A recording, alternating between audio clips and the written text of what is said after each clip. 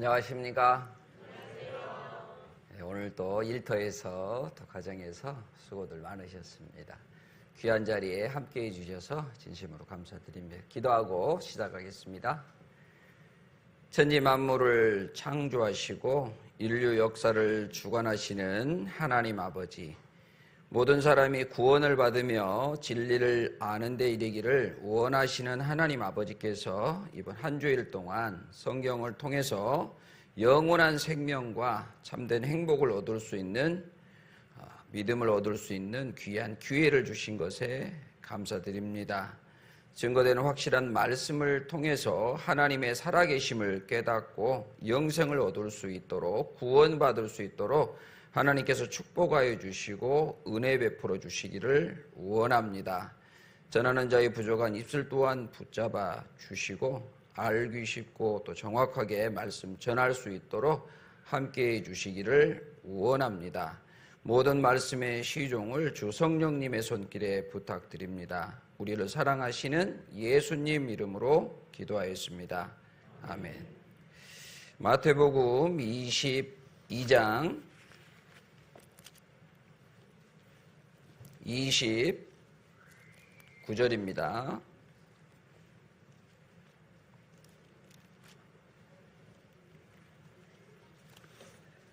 마태복음 22장 29절 말씀.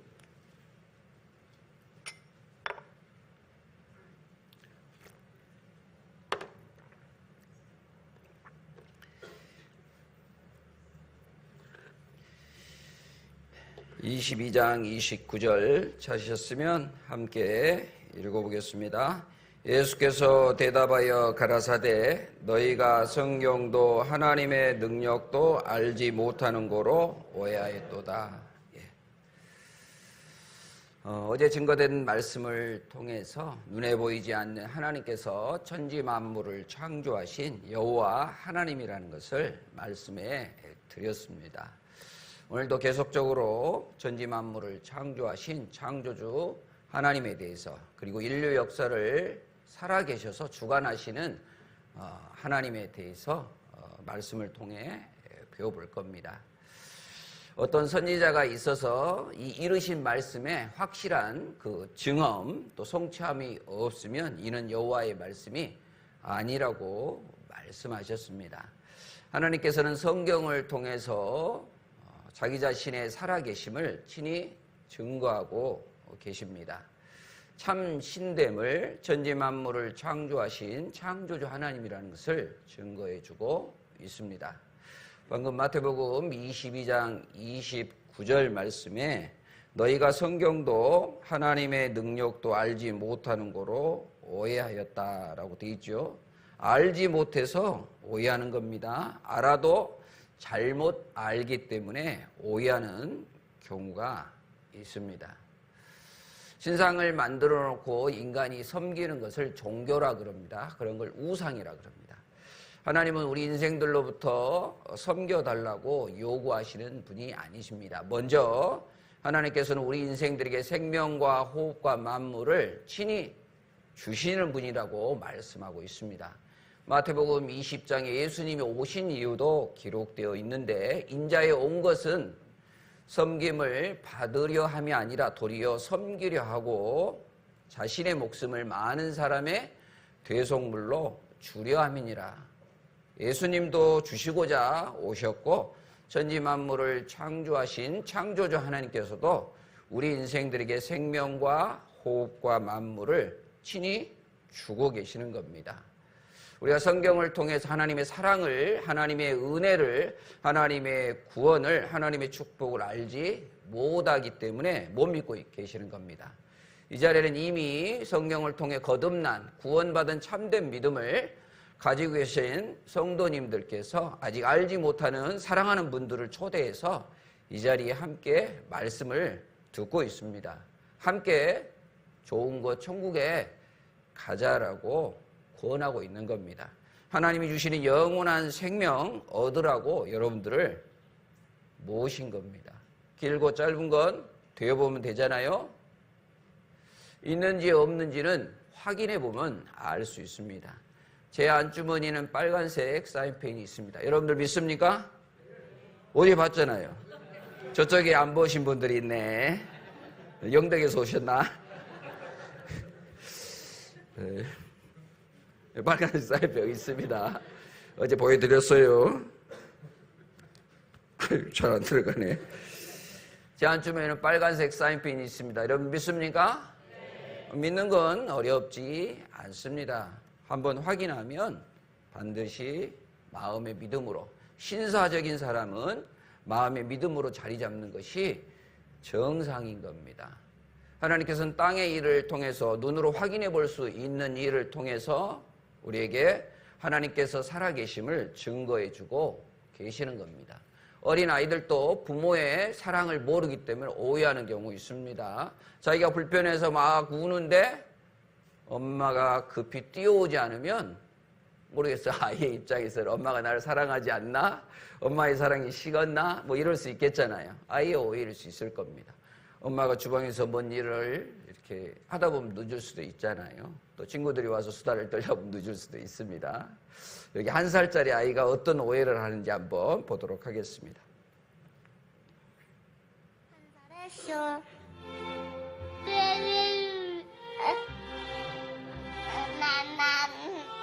엄만 더 이상 나한테 관심이 없어. 이대로는 안 돼. 뭔가 새로운 게 필요해. 그래, 이거야. 날 봐. 여보, 얘 좀 봐봐. 찾자. 내일은 뛰어볼까? 쇼하고 내일은 뛰어볼까? 오해하고 있는 거죠. 엄마의 사랑은 한결같습니다. 변함없습니다. 아이가 사춘기가 됐을 때도 엄마의 사랑은, 아빠의 사랑은 변함없고 한결같습니다. 그렇죠? 우리가 아는 것이 작기 때문에, 우리가 모르기 때문에 오해가 생기는 겁니다. 7살짜리는 어떻게 오해하는지 한번 볼까요? 아들, 커서 뭐가 되고 싶어? 대통령. 대통령이래, 대통령. 대통령 되면은 아빠 뭐 시켜줄래? 탕수육. 같이 드세요. 쇼하고 살자. 쇼. 꿈이 대통령인데 대통령이 되면 아빠 뭐 시켜줄까 물었더니 탕수육이라 그러잖아요. 아빠는 모르겠어요. 국방부 장관을 기대했나? 시켜준다라고 하는 말뜻, 아빠의 말뜻과 아이가 생각하는 말들이 틀릴 수 있습니다. 제가 지금 영어로 얘기하고 있지 않잖아요. 한국말입니다.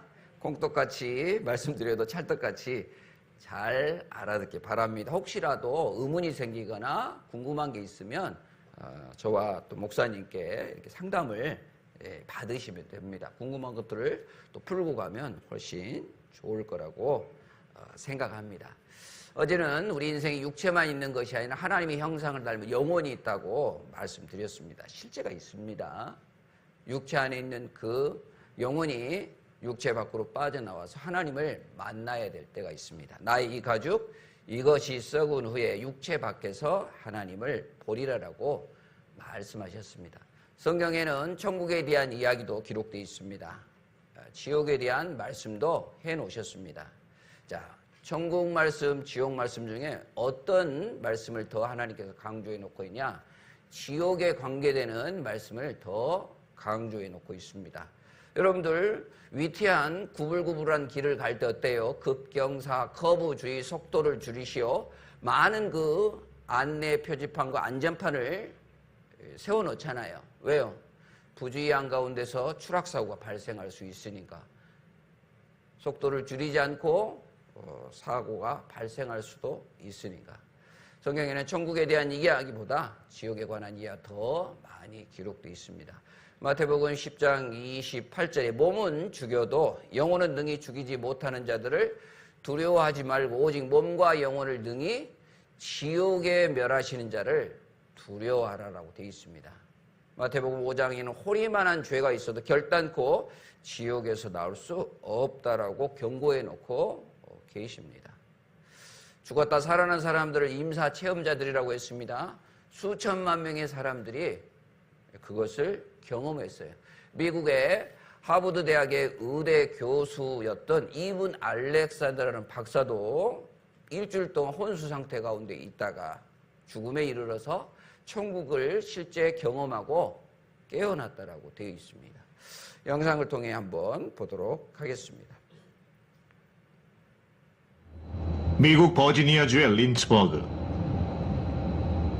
얼마 전 세계 과학계와 종교계에 파문을 일으킨 주인공이 이 집에 살고 있습니다. Hello, how are you? Hi. Good to see you. Good to Thank see you so you. much. Come on in. 이븐 알렉산더 박사.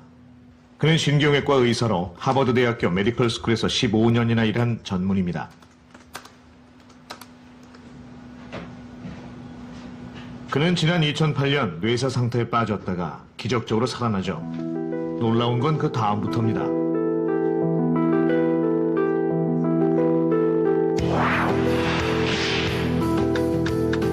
천국은 실제로 존재한다. 그의 고백은 큰 파장을 몰고 옵니다. 혼수 상태에 빠져있던 일주일 동안 그가 천국을 여행했다는 겁니다. But it was too real to be real because it really happened. But it didn't happen in my brain or in this physical universe. That realm is absolutely real. It's much more real than this realm. 다 알아듣고 계시죠? 예, 자막도 있죠? 신의 나라는 진짜였습니다. 이 세상보다도 더 현실 같았죠. 현재가 꿈이라. 얼마나 생생했으면 살고 있는 현재를 꿈이라고 표현해 놓고. This is the dream. 그는 누구보다 과학적 세계관으로 살아온 사람입니다. 세계적인 뇌의학 권위자로 국제의학계와 과학학술지에 수백 편의 논문을 발표했고 가족들도 3대째 뇌과학자 집안이죠. 무슨 일이 있었던 건지 좀 자세히 들어봐야겠습니다. Well, I woke up with severe back pain. I was just in extreme pain.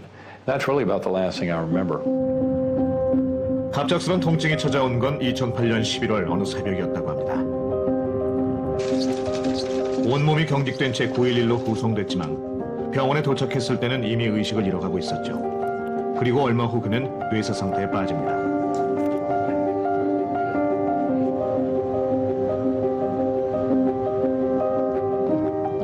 당시 그가 입원해 있던 곳입니다. 그가 받은 진단명은 박테리아성 뇌망령. 생존 확률은 10% 이하까지 떨어졌습니다. And my wife and our Episcopal minister were outside the door, and that's when they heard me call out, "God help me." Now I don't remember that. My brain 하나님 was really 도와주세요라고 destroyed. 기도하는 People 소리를 don't seem to really get that, except of course the doctors and nurses who are here. All my language, words, every memory of human life before my coma was completely gone, absolutely gone. 당시 그의 뇌는 완전히 죽어 있었다고 합니다. 뇌 활동이 정지됐다면 당연히 아무것도 기억할 수 없어야 정상이죠. 하지만 천국에 대한 그의 기억은 지금도 생생합니다. First, that earthworm eye view. 처음 본 건 단순하고 원초적인 지하 세계인데 더러운 젤리 같았어요. 뿌리 같은 게 주변을 감싸고 있는 느낌이었죠. 다행히 회전하는 아름다운 빛이 저를 구출했어요. 그리고 완벽한 멜로디가 흐르는 새하얀 빛이 저를 향해 오더니 문이 열리고 전 아름다운 계곡으로 갔어요. 정말 완벽하게 아름다웠죠. 생명으로 가득 찬 폭포와 날아오르는 천사들에 둘러싸인 채 그는 신의 나라에 왔다는 걸 알 수 있었다고 합니다. 신의 모습은 인간의 언어를 다 동원해도 설명할 수 없지만 그는 신을 만났다고 확신합니다. 임사 체험자들의 공통점은 어두운 터널을 통과하는 경험을 한답니다. 그리고 밝은 빛을 만나는 경험을 한다고 합니다. 때로는 자신의 일생의 시작부터 죽을 때까지의 그 모든 것이 파노라마처럼 지나간다고 그래요. 그리고 어떤 사물이나 어떤 존재를 만나고 다시 깨어나는 그런 경험을 한다고 합니다. 우리 인생이 죽음으로써 끝이라면 성경을 배울 이유가 없습니다. 한 번 죽는 것은 사람에게 정하신 것이요 그 후에는 심판이라는 게 있습니다. 우리 인생이 영원한 집으로 돌아갈 때가 있다는 것을 알려주고 있는 겁니다. 전도서 12장을 한번 보겠습니다. 전도서 12장 5절 말씀.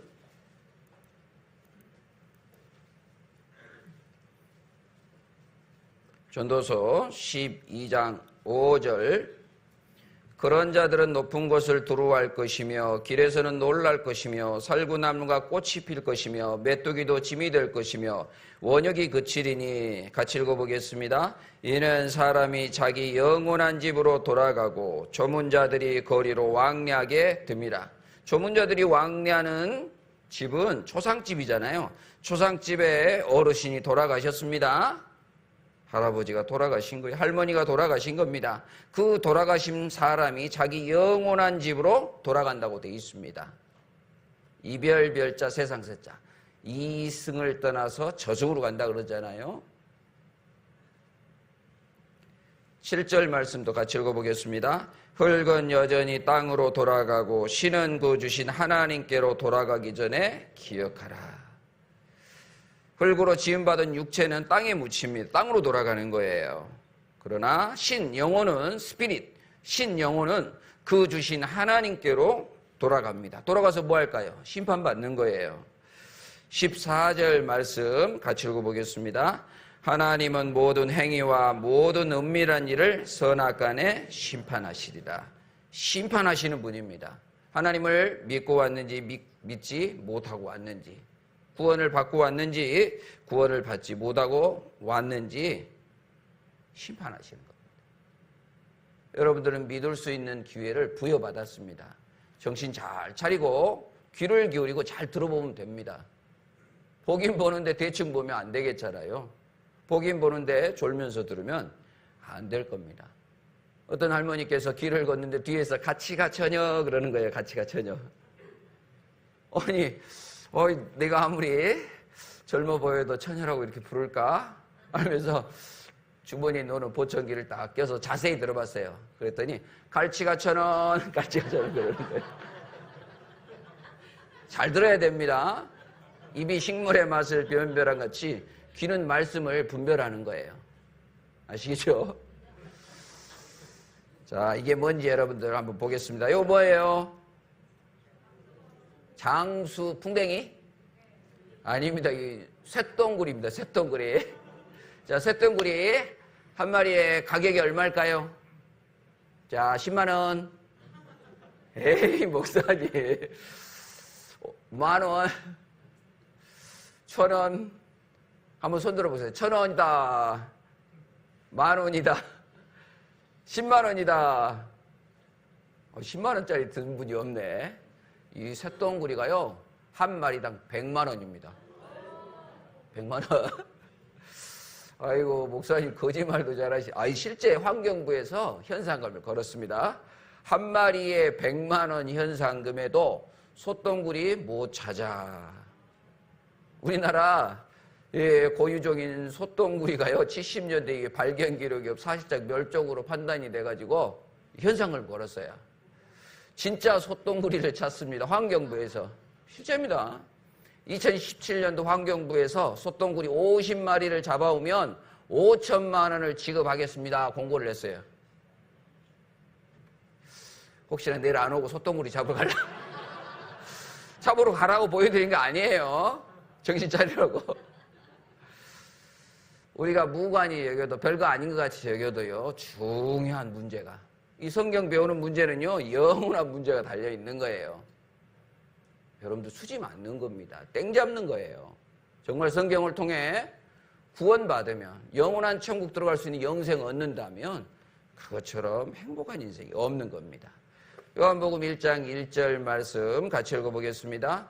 태초에 말씀이 계시니라. 이 말씀이 하나님과 함께 계셨으니 이 말씀은 곧 하나님이시니라. 자, 말씀이 하나님이라는 것은 말씀 속에 하나님의 뜻이 담겨져 있다는 거예요. 하나님의 계획이 담겨져 있다는 거예요. 하나님의 뜻이 담겨져 있다는 거예요. 하나님의 마음이, 하나님의 성품과 지혜가 담겨져 있다는 겁니다. 눈에 보이지 않는 신령하신 하나님을 말씀을 통해서 확인해 보라고 말씀 내려준 거예요. 임금님께서 이 포항 구룡포까지 내려오시면 좋지만 먼 거리입니다. 옛날 조선시대. 못 내려오면 뭐를 써서 보냅니까? 어명장을 써서 암행어사에게 들려서 내려보내는 거예요. 이쪽 동네에 지진이 났다. 이쪽 동네에 산불이 났다. 이쪽 동네에 수해가 났다. 포항남부 수해 한번 났었죠?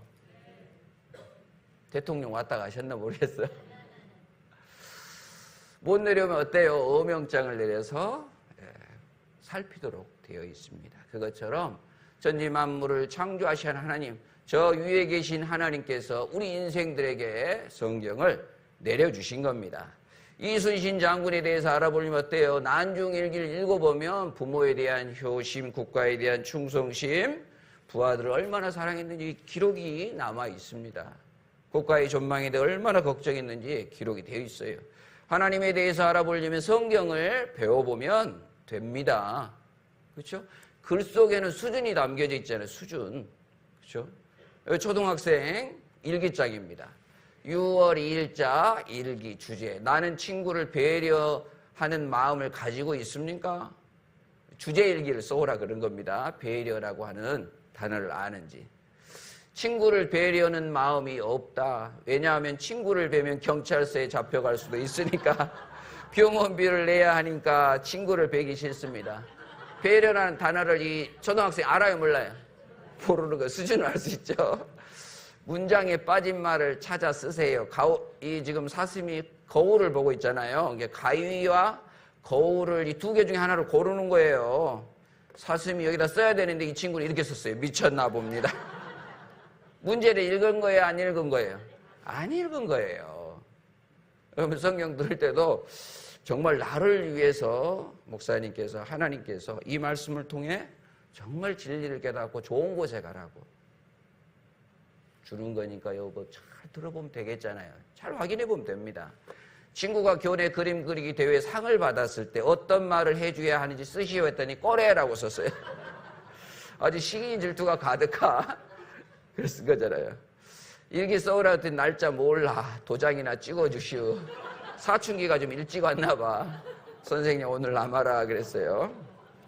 부모님 우리를 왜 사랑하실까요? 그러게 말입니다. 한번 집에 가서 물어보세요. 이렇게 대답 나오면 큰일입니다. 옆집 아주머니가 사과를 주셨어요. 뭐라고 인사해야 될까요? 뭐 이런 걸 다. 만유인력의 법칙을 발견해낸 사람은 죽었다. 맞는 말이긴 한데 선생님이 교무실 와라 그랬어요. 다음 그림은 어떤 약속을 나타낸 것일까요? 써봅시다. 엄마가 사탕을 아이에게 주려고 해요. 최면을 걸고 있다. 이 프린트가 좀 잘못됐나 봐. 아이 보니까 눈이 좀 그렇게 생겼어. 이거 자 불행한 일이 거듭 겹침이란 뜻의 사자성어는 설상가상인데 설사가 또 아마 고민을 많이 잔뜩 해다가 설상가상이 생각이 안 났나 봐. 마지막 문제입니다. 문장에서 빠진 말을 찾아 쓰세요. 빵을 물을. 지금 호랑이가 물을 마시고 있는데 호랑이가 젊음을 마십니다. 이 문제를 잘 모르면 그렇잖아요. 그렇죠? 잘 듣지 않으면 우리가 오해할 수 있는 겁니다. 자, 성경 기록 유래와 내용을 살펴보면 2025년 오늘날로부터 3500년 전에 기원전 1500년부터 AD 100년까지 1600년간에 기록된 책이 바로 성경입니다. 창세기는 인류 역사, 천지 창조의 역사가 기록되어 있고 어제 배워봤어요. 그리고 요한계시록 인류 역사의 끝 마지막에 대한 내용이 심판의 내용이 멸망의 내용이 기록되어 있습니다. 성경의 저자는 하나님이시고 40여 명 되는 선지자 기자들에게 불러줘서 받아 쓰도록 하신 겁니다. 구약 성경이 39권, 신약이 27권, 총 66권입니다. 1600년간에 걸쳐서 기록이 됐고 세상 역사의 시작과 역사의 끝이 기록되어 있습니다. 창조의 사실, 역사적 사실, 영적인 사실, 인생 문제의 해답이 성경 속에 기록되어 있습니다. 우리가 보고 있는 이 성경책하고 어때요?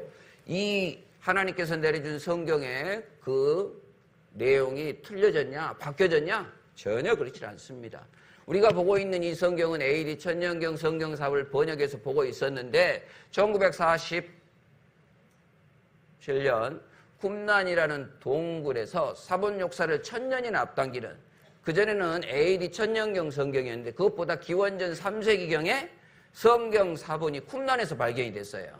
성서학자 김성 교수는 이렇게 얘기합니다. 1000년의 세월이 흘렀지만 토시 하나 틀리지 않고 똑같다. 영상을 통해 보도록 하겠습니다. 사해 서북부의 유대광야. 2000년 동안 사람이 살지 않는 불모의 땅이다.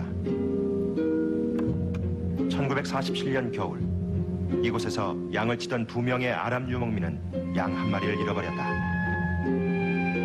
양을 찾아 나선 두 유목민의 발길이 닿은 곳은 벼랑 끝에 있던 동굴이었다. 사람이 드나들기엔 다소 작고 음산한 동굴. 돌을 던져보니 이상하게도 단지 깨지는 소리가 난다. 어두운 동굴 속에서 꺼낸 건 2000년간 땅속에 묻혀있던 단지였다. 그리고 그 단지 속에선 세상을 깜짝 놀라게 한 사본이 발견됐다. 이곳에 숨어 살던 유대인들이 보던 기원전 2세기의 성서였다. 1947년도에 쿰란 동굴에서 구약 성서책을 발견함으로써 그것은 신약 시대의 약간 이전입니다. 구약 성서의 역사를 1000년이나 앞당겼습니다. 자, 오늘날의 구약 성서와 과연 2000년 전에 신약 시대 구약 성서에 어떤 차이가 있는가? 전혀 차이가 없다는 것을 두 개의 비교를 통해서 알 수 있게 됐습니다. 이 말은 후대 사람들에 의해서 성경이 고쳐 쓰여지지 않았던 것이 증명이 된 귀중한 사건인 거예요. 많은 사람이 성경에 예언된 말씀이 그대로 성취되고 이루어지니까 후대 사람들이 이것을 예측을 해서 변경시켜 기록했다고 사람들이 착각하는 겁니다. 그러나 기원전 3세기경 쿰란에서 성경 사본이 발굴됨으로 말미암아 후대 사람들이 고쳐 쓰지 않았던 것이 증명이 된 겁니다. 하나님의 온전하신 지혜와 신성과 능력이, 하나님의 뜻이, 하나님의 계획이, 하나님의 예언의 말씀이 성경 속에 그대로 기록되어 있는 거예요. 세계에서 가장 많이 팔리는 책이 성경책입니다. 2023년 가장 많이 팔린 책도 성경입니다. 세계 최고의 베스트셀러가 바로 성경이에요. 성경은 하나님의 사랑의 편지라고 합니다. 이게 모든 사람을 위한 말씀이라고 기록되어 있잖아요. 구원받은 사람이나 구원받지 않는 사람이나 하나님을 믿는 사람이나 안 믿는 사람이나 평생 살면서 꼭 한 번은 배워봐야 될 진리가 이 성경 속에 담겨져 있습니다. 그러면 성경이 하나님 말씀인지 우리가 어떻게 알 수 있는가? 신명기 성경에 이렇게 말씀해 놓고 있습니다. 만일 선지자가 있어서 같이 읽어보겠습니다. 여호와의 이름으로 말한 일에 증언도 없고 성취함도 없으면 이는 여호와의 말씀하신 것이 아니요 그 선지자가 방자의 한 말이니 너는 그를 두려워 말지니라.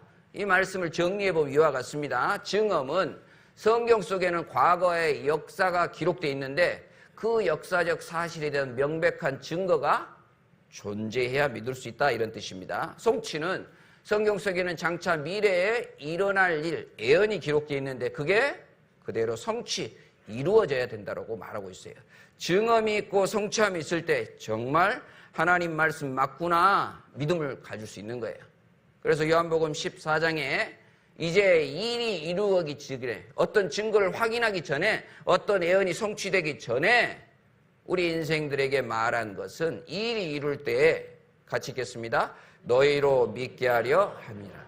미리 말씀해 놓은 것이 바로 성경입니다. 그래서 성경을 예언서라 그러는 거예요. 예언서. 인류 역사가 미리 기록되어 있습니다. 세상 역사의 마지막 때가 미리 기록되어 있습니다. 어제는 식물을 만드신 하나님에 대해까지 공부를 했습니다. 그 만드신 만물 속에 하나님의 영원하신 능력과 신성이 담겨져 있다고 되어 있습니다. 식물 25만 종, 종류대로 식물을 만드셨다고 했는데 국화만 해도 2,000종입니다. 꼭 보세요. 국화 보면 색깔이 다르죠. 모양이 다릅니다. 꽃잎에 가늘고 굵고 꼭 빠만 것 같잖아요. 그렇죠? 국화 한 종류만 해도 2,000종류의 국화가 있습니다. 놀랍죠? 꽃 종류도 마찬가지입니다. 색깔과 모양과 냄새가 다릅니다. 형형색색, 향기는 어떠합니까? 모양은 어떠합니까? 색깔은 어떠합니까? 우리가 보고 있으면 정말 놀랄 로자입니다. 하나님이 태초에 창조한 그대로 지금까지 그 씨앗을 퍼뜨려서 우리에게까지 전해 내려오고 있어요. 그래서 세상 사람들은 하나님을 배제하고 자연이라고 표현하고 있잖아요. 그러할 스스로 자자 그러하려 스스로 식물이 씨앗을 퍼뜨리고 있다라고 생각하고 있는 겁니다. 그러나 적정한 온도, 적정한 습도, 적정한 영양분, 그 꽃씨를 수정시키는 매개 곤충이 없다면 안 되는 겁니다. 여러분들, 식물에서는 어때요? 이산화탄소를 먹고 산소를 배출해서 우리가 사는 거예요. 식물은 인간 없이도 살 수 있지만 우리 인간은 식물이 없으면 살 수 없습니다. 왜요? 우리는 숨을 쉬려면 산소를 마셔야 되잖아요. 아마도 지금 밀림이 지금 계속 베어져 가고 있습니다. 이산화탄소가 증가하고 있죠. 지구온난화가 가속화되고 있습니다. 하나의 광학성 작용을 통해서 그 안에 놀라운 화학 공장이 마련되어 있어요. 씨앗 하나가 심겨지는 것도 놀라운 과학이 담겨져 있습니다. 여기 국화 쥐손이라는 씨앗이 심겨지는 과정을 한번 보시기 바랍니다. 이 씨앗은 왜 스프링 같은 꼬리를 가지고 있을까요?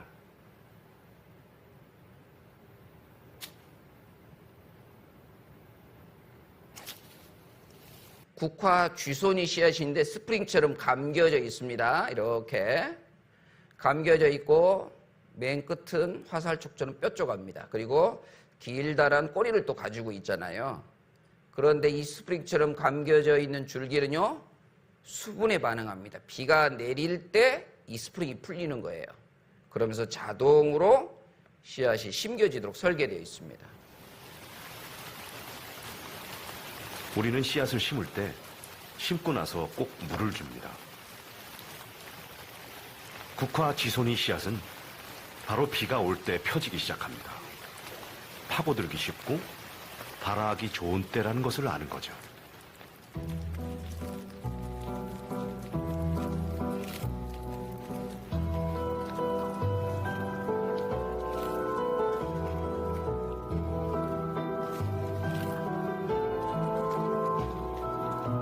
굴착 각도를 90도로 유지하면서 씨앗을 심는 최적의 심겨질 수 깊이는 있도록. 씨앗 크기의 1.5배.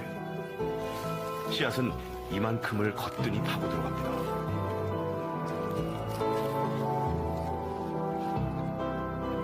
더 놀라운 것은 굴착 각도를 수직으로 만든다는 점입니다. 말리지 않은 꼬리 부분이 그 역할을 하죠.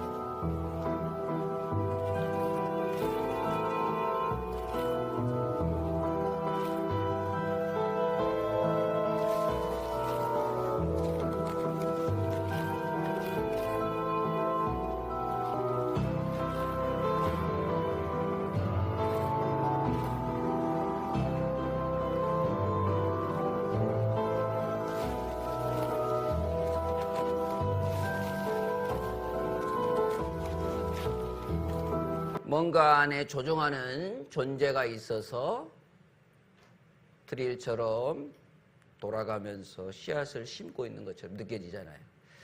바닥이 암벽이에요. 돌에 떨어졌어요. 그러면 이게 돌다가요, 어떨까요? 다 부러져 버립니다. 그러면 실패하잖아요. 다시 건조해지면 이 스프링이 다시 말리는 겁니다. 그리고 심겨질 흙을 찾아서 다시 돌아간다 그래요. 때를 기다리는 거예요. 천하범사의 기한이 있고 모든 목적이 이룰 때가 있다라고 되어 있습니다. 모든 만든 만물 속에는요, 만든 목적이 있잖아요. 그리고 그것에 대한 유통 기한이 있잖아요. 우리 인생도 마찬가지입니다. 우리의 연수가 70이요 건강하면 80이라도 그 연수의 자랑은 수고와 슬픔뿐이라고 되어 있습니다. 하나님을 알지 못하는 인생은 슬픈 인생이에요.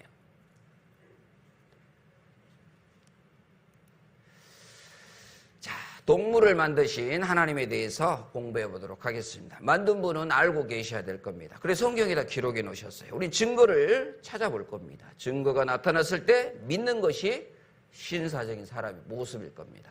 자, 무엇이 있을까? 만든 사람만 알고 있다. 제가 이 PPT를 만들었습니다. 여러분들 이 문짝 뒤에 뭐가 있을까요? 알면 100만 원. 그러면 사람들은 어때요? 100만 원 그러면 찍어보고 싶어해요. 틀리면 200만 원. 그러면 어때요? 조건이 안 맞네. 이 문짝 뒤에 무엇이 있는지 만든 사람만 저만 알고 있습니다. 이 문짝 뒤에는요, 아이가 사우나를 즐기고 있어요. 아이고 시원하다 하고. 맞죠? 어떻게 알아요? 제가 만들었으니까 아는 겁니다. 자, 하나님께서 짐승들, 동물들을 만드셨습니다. 욥기 12장 7절에 이제 모든 짐승에게 물어보라. 그것들이 네게 가르치리라. 공중의 새에게 물어보라. 그것들이 또한 네게 고하리라. 땅에게 말하라. 네게 가르치리라. 같이 읽겠습니다. 바다의 고기도 네게 설명하리라. 바다의 고기가 설명한다라는 거예요. 그 중에 연어를 보십시오. 연어는 불가사의하게도 수천 킬로 고향을 찾아서 돌아간다고 합니다.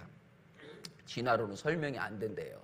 올림픽 규격 수영장 20개가 있다면 그 중에 소금 한 숟가락을 집어넣은 곳이 어느 수영장인지 알아내는 후각이 있다고 합니다. 물맛을 아는 거예요. 자기 실개천 고향에서 나온 물맛의 냄새를 분별해가지고 다시 고향으로 돌아오는 거예요. 진화로는 설명이 안 된다고 돼 있잖아요.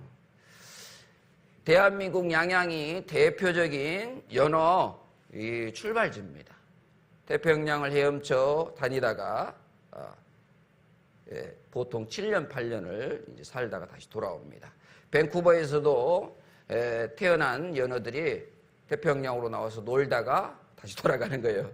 놀다 보면 서로 친구 삼고 양양에서 나온 연어가 다시 밴쿠버로 갈 수도 있잖아요.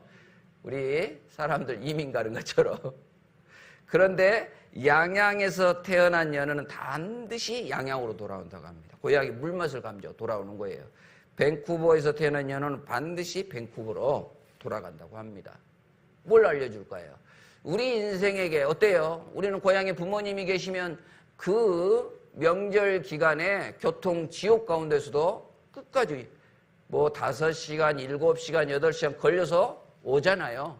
왜? 부모님 배로. 그렇죠? 부모님의 은혜와 사랑을 받았기 때문에 오는 겁니다. 뭘 알려주고 있습니다? 고향 찾는 것을 우리에게 알려주고 있는 거예요. 여러분들 겨울 되면 철새가 따뜻한 곳으로 왔다가 다시 본인의 고향으로 돌아가잖아요. 수천 킬로를 새들이 그렇게 합니다. 북극을 감지하는 나침판이 철새 뇌 속에 들어있다라고 되어 있습니다. 우리 인생도 마찬가지로 돌아가야 할 본향이 저 위에 하늘에 있다는 것을 알려주고 계시는 겁니다. 히브리서 11장을 한번 보겠습니다. 히브리서 11장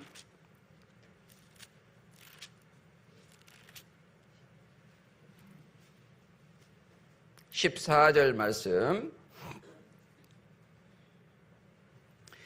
이같이 말하는 자들은 본향 찾는 것을 나타냄이라. 저희가 나온 바 본향을 생각하였다면 돌아갈 기회가 있었으려니와. 16절은 같이 읽어보겠습니다. 저희가 이제는 더 나은 본향을 사모하니 곧 하늘에 있는 것이라. 그러므로 하나님이 저희 하나님이라 일컬음 받으심을 부끄러워 아니하시고 저희를 위하여 한 성을 예비하셨느니라. 하나님이 준비하신 한 성이 있다라는 겁니다. 하늘에 있는 한 성. 우리 육체가 태어난 것을 고향이라 그러잖아요. 우리 인생들이 돌아갈, 영혼이 돌아갈 곳을 근본 본자를 써서 본향이라고 성경은 표현해 놓고 있습니다. 창세기 1장에 하나님이 큰 물고기와 물에서 번성하여 움직이는 모든 생물을 그 종류대로, 날개 있는 모든 새를 그 종류대로 창조하시니 하나님의 보시기에 좋았다고 되어 있습니다. 전 세계에 물고기 종류가 2만 5천 종 됩니다. 물고기. 어때요? 먹음직스럽죠? 그죠? 하나같이 비슷합니다. 눈 2개, 아가미, 지느러미. 어때요? 물에서 헤엄치려면 지느러미가 절대적으로 필요하잖아요. 종류별로 만들었어요. 생선별로 또 맛이 다르잖아요. 그렇죠? 2만 5천 종 종류별로 만드셨습니다. 그 중에 하나님이 큰 물고기, 가장 큰 지구상에 존재하는 물고기는 대왕 고래입니다. 그 몸무게가 여기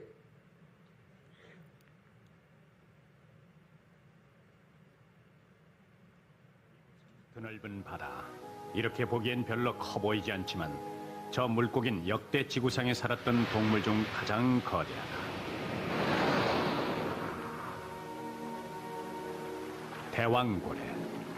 몸의 길이는 30m, 무게는 200톤이 넘는다. 공룡 30m에 몸무게가 200톤. 심장이 자동차. 여러분들 그 혀가 코끼리 한 마리의 무게. 엄청난 무게죠.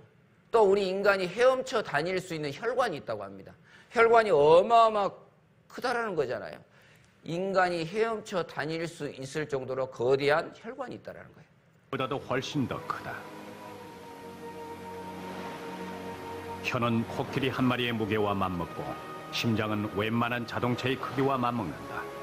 그리고 일부 혈관은 사람이 헤엄칠 수 있을 정도로 넓다. 꼬리만 해도 엄청나다. 꼬리 하나가 웬만한 비행기의 날개만 하다.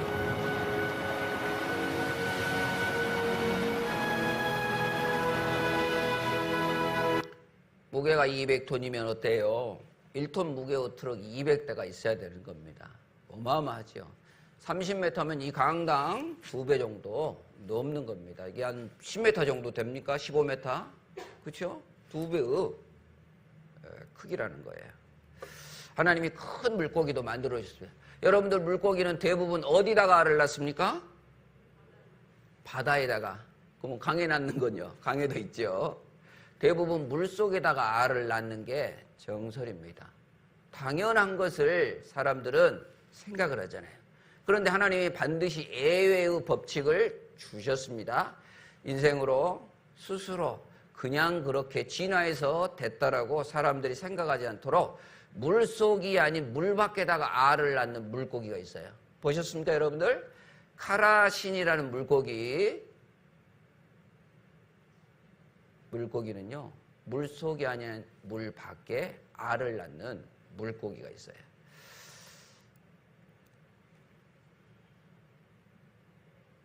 무성한 나뭇잎 주변에 포펠라 아놀드들이 쌍쌍이 모여 있습니다. 이 작은 물고기들은 큰 도전을 앞두고 있죠. 수컷은 꼬리가 꽤 긴 편입니다. 암컷의 뱃속에 있는 알들이 보일 정도로 산란이 임박했습니다. 암수가 함께 수면 쪽으로 올라갑니다. 녀석들이 이리저리 방향을 틀며 자리를 잡고 있죠.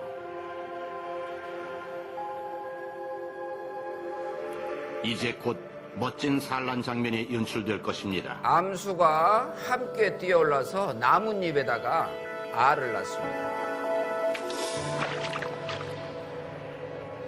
수컷이 암컷을 격려하면서 두 마리가 수면 위로 뛰어올라 물 밖에 있는 나뭇잎에 매달립니다. 녀석들은 3초 동안 나뭇잎에 매달려 있으면서 재빨리 그 위에 알을 낳은 다음 다시 물속으로 들어갑니다. 점핑 카라신이라고도 불리는 녀석들이 점프를 할 때마다 나뭇잎 위에는 점점 더 많은 알들이 쌓입니다. 수컷이 가슴 지느러미와 배 지느러미를 빨팔처럼 이용해서 나뭇잎을 붙잡고 있습니다. 녀석들은 알이 50개 정도가 될 때까지 이 작업을 반복한 후 수분을 빼앗기지 않도록 젤로 덮어둡니다. 하지만 여기서 끝이 아니죠. 수컷이 암컷을 돌려보내고 뜨거운 햇빛 아래서 알들이 마르지 않도록 보호하는 임무를 수행하기 시작합니다. 녀석의 알 쪽으로 물을 끼얹고 있습니다. 녀석이 꼬리 지느러미로 수면을 내리치면서 위쪽에 있는 나뭇잎으로 물을 튀깁니다. 정확하게 조준하며 알이 부화할 때까지 이 작업을 계속하죠. 그러다가 부화해서 물속으로 다시 떨어지는 겁니다. 왜 이런 물고기 만들어 놓으셨을까요? 물속 세상만 있는 게 아니라 물 밖의 세상이 있다는 것을 알려주는 겁니다. 이 세상 현세만 있는 게 아니라 죽음 건너에 내세가 있다는 것을 알려주고 있는 겁니다. 이승만 있는 게 아니라 저승이 있는 거예요. 땅의 세상이 있는과 동시에 하늘의 세상이 있다는 것을 알려주고 계시는 겁니다.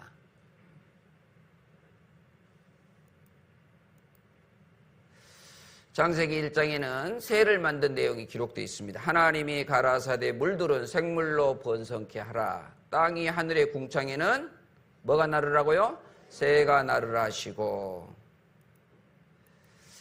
자, 철새들은 어떻게 방향을 찾을까 조리학자들이 연구해 봤습니다. 태양, 지구 자기장을 감지하는 능력이 있어서 밤엔 별자리를 보고 방향을 알아본다. 철새 뇌 속에 북극을 감지하는 나침판이 있다.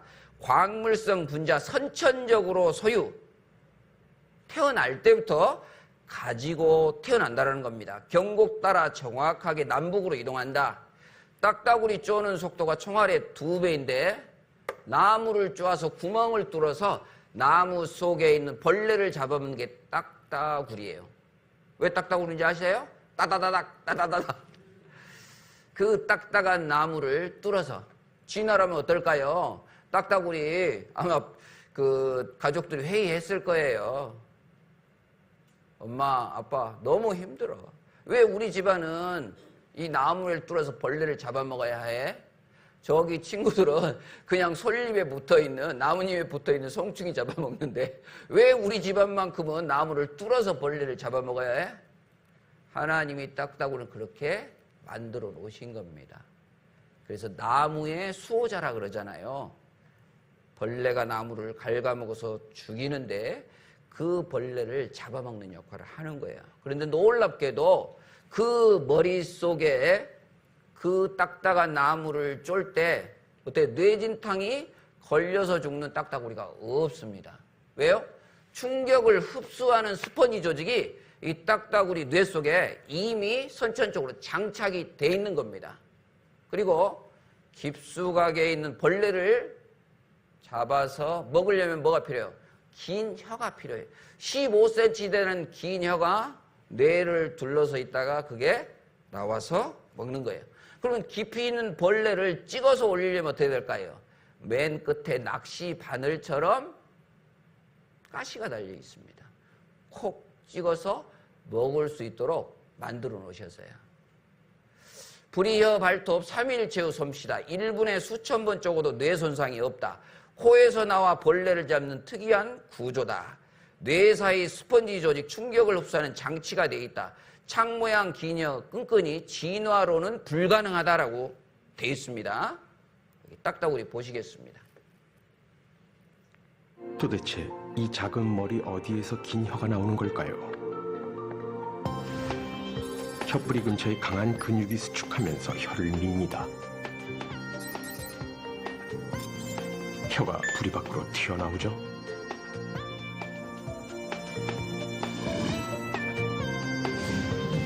혀 끝엔 가시가 있어 벌레를 찔러 올릴 수가 있습니다. 이렇게 두들길 때마다 머리가 받는 힘은 중력의 1000배. 로켓이 이륙할 때 우주인이 받는 힘의 250배에 달합니다.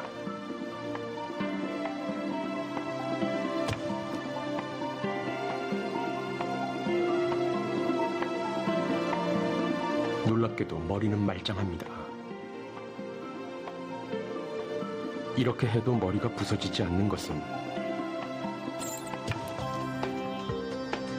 두들길 때마다 뇌는 뒤로 가고 스펀지와 비슷한 연골 쿠션이 충격의 대부분을 흡수하기 때문이죠. 이 충격을 흡수하는 스펀지 조직을 가족 회의해가지고 만들어 넣었을까요? 아닙니다. 태어날 때부터 선천적으로 소유하며 태어나는 거예요. 창조주 하나님께서 나무를 쪼아서 구멍을 뚫어서 벌레를 잡아먹는 새를 만들어 놓으신 겁니다. 자, 독수리 하늘의 제왕이라 그러잖아요. 독수리가 공중에 떠서 높은 곳에 보금자리를 만드는 것이 어찌 너의 명령을 의지함이냐. 독수리는 높은 곳에 둥지를 틀으라고 하나님이 명령해 놓으신 거예요. 왜요? 높은 곳에서는 모든 것들을 다 잘 볼 수 있어요. 그러면 잘 보려면 뭐가 필요해요? 눈이 필요하잖아요. 눈이. 욥기 39장 29절에 같이 읽어보겠습니다. 거기서 움킬 만한 것을 살피나니 그 눈이 멀리 범이며 독수리의 눈은 태어날 때부터 천연 칼날을 보고 10km 밖에 있는 쥐, 개구리, 토끼의 움직이를 정확하게 볼 수 있는 쌍안경, 만원경이 눈에 장착이 돼 있다는 것을 조류학자들이 찾아냈습니다. 갓 태어난 새끼조차 비둘기는 꿈도 꿀 수 없을 만큼 시력이 뛰어납니다. 눈 뒤에는 중심화라고 불리는 초점이 2개 있습니다. 하나는 깊고 하나는 얕죠. 멀리 있는 사물을 볼 때는 깊은 중심화를 선택하는데 망원 렌즈처럼 10km 밖에 있는 먹잇감까지 찾아낼 수 있습니다.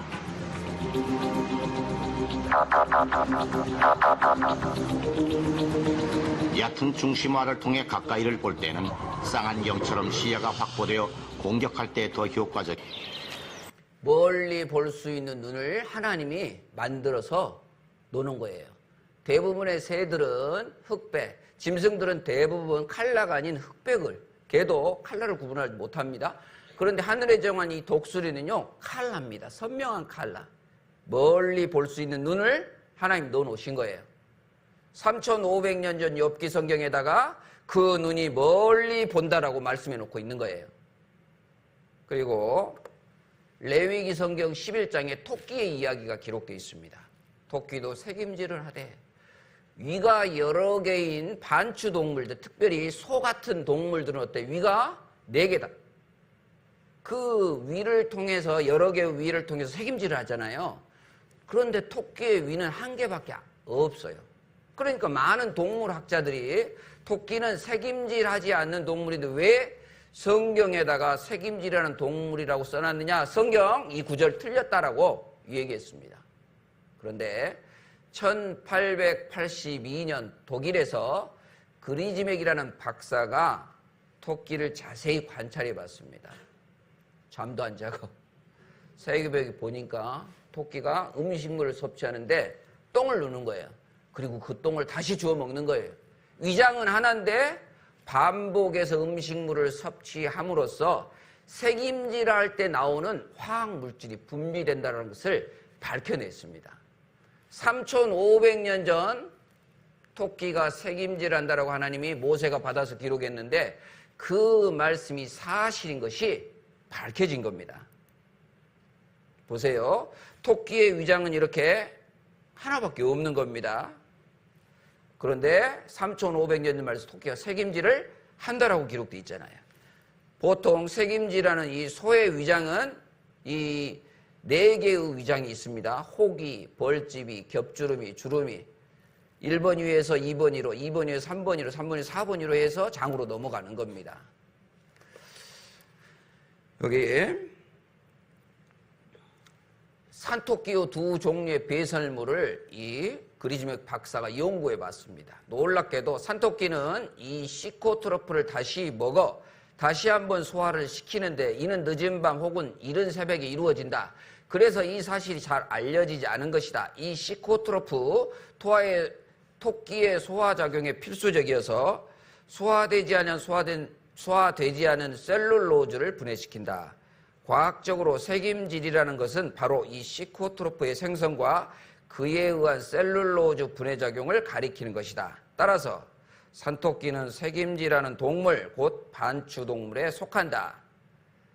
이 사실은 1882년 색임질에 관한 과학적인 정의, 시코트로프의 작용을 밝힘으로써 증명이 되었다. 현재 독일 그리즈맥 박사가 집필한 동물 백과사전에 산토끼와 집토끼 모두 반추동물, 색임질이라는 동물이 명시되어 있는 겁니다. 어때요?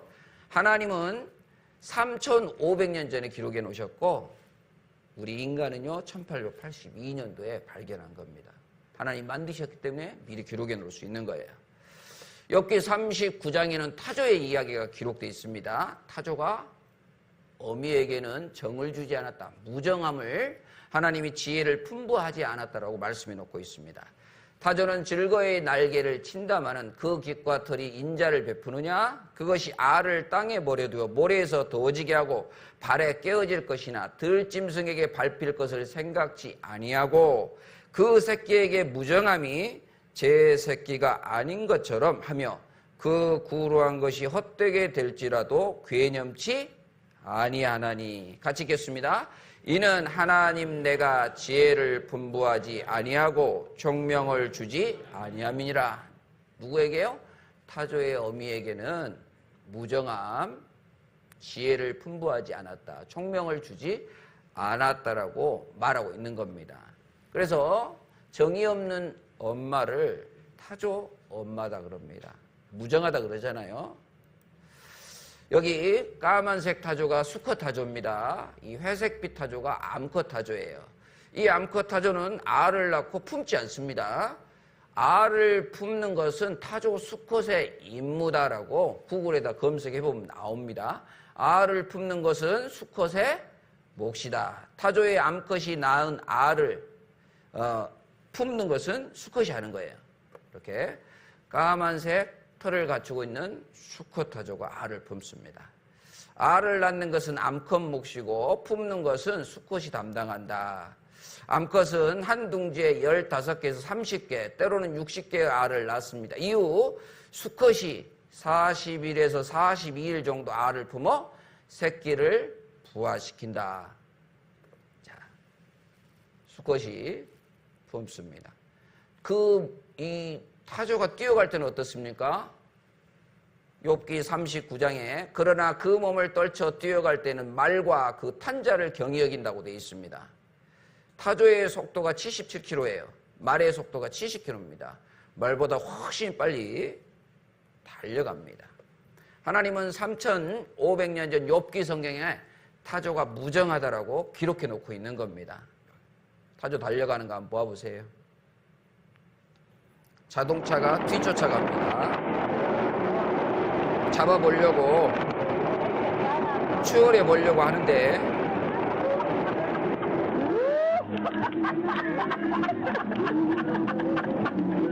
얼마나 빨리 가요?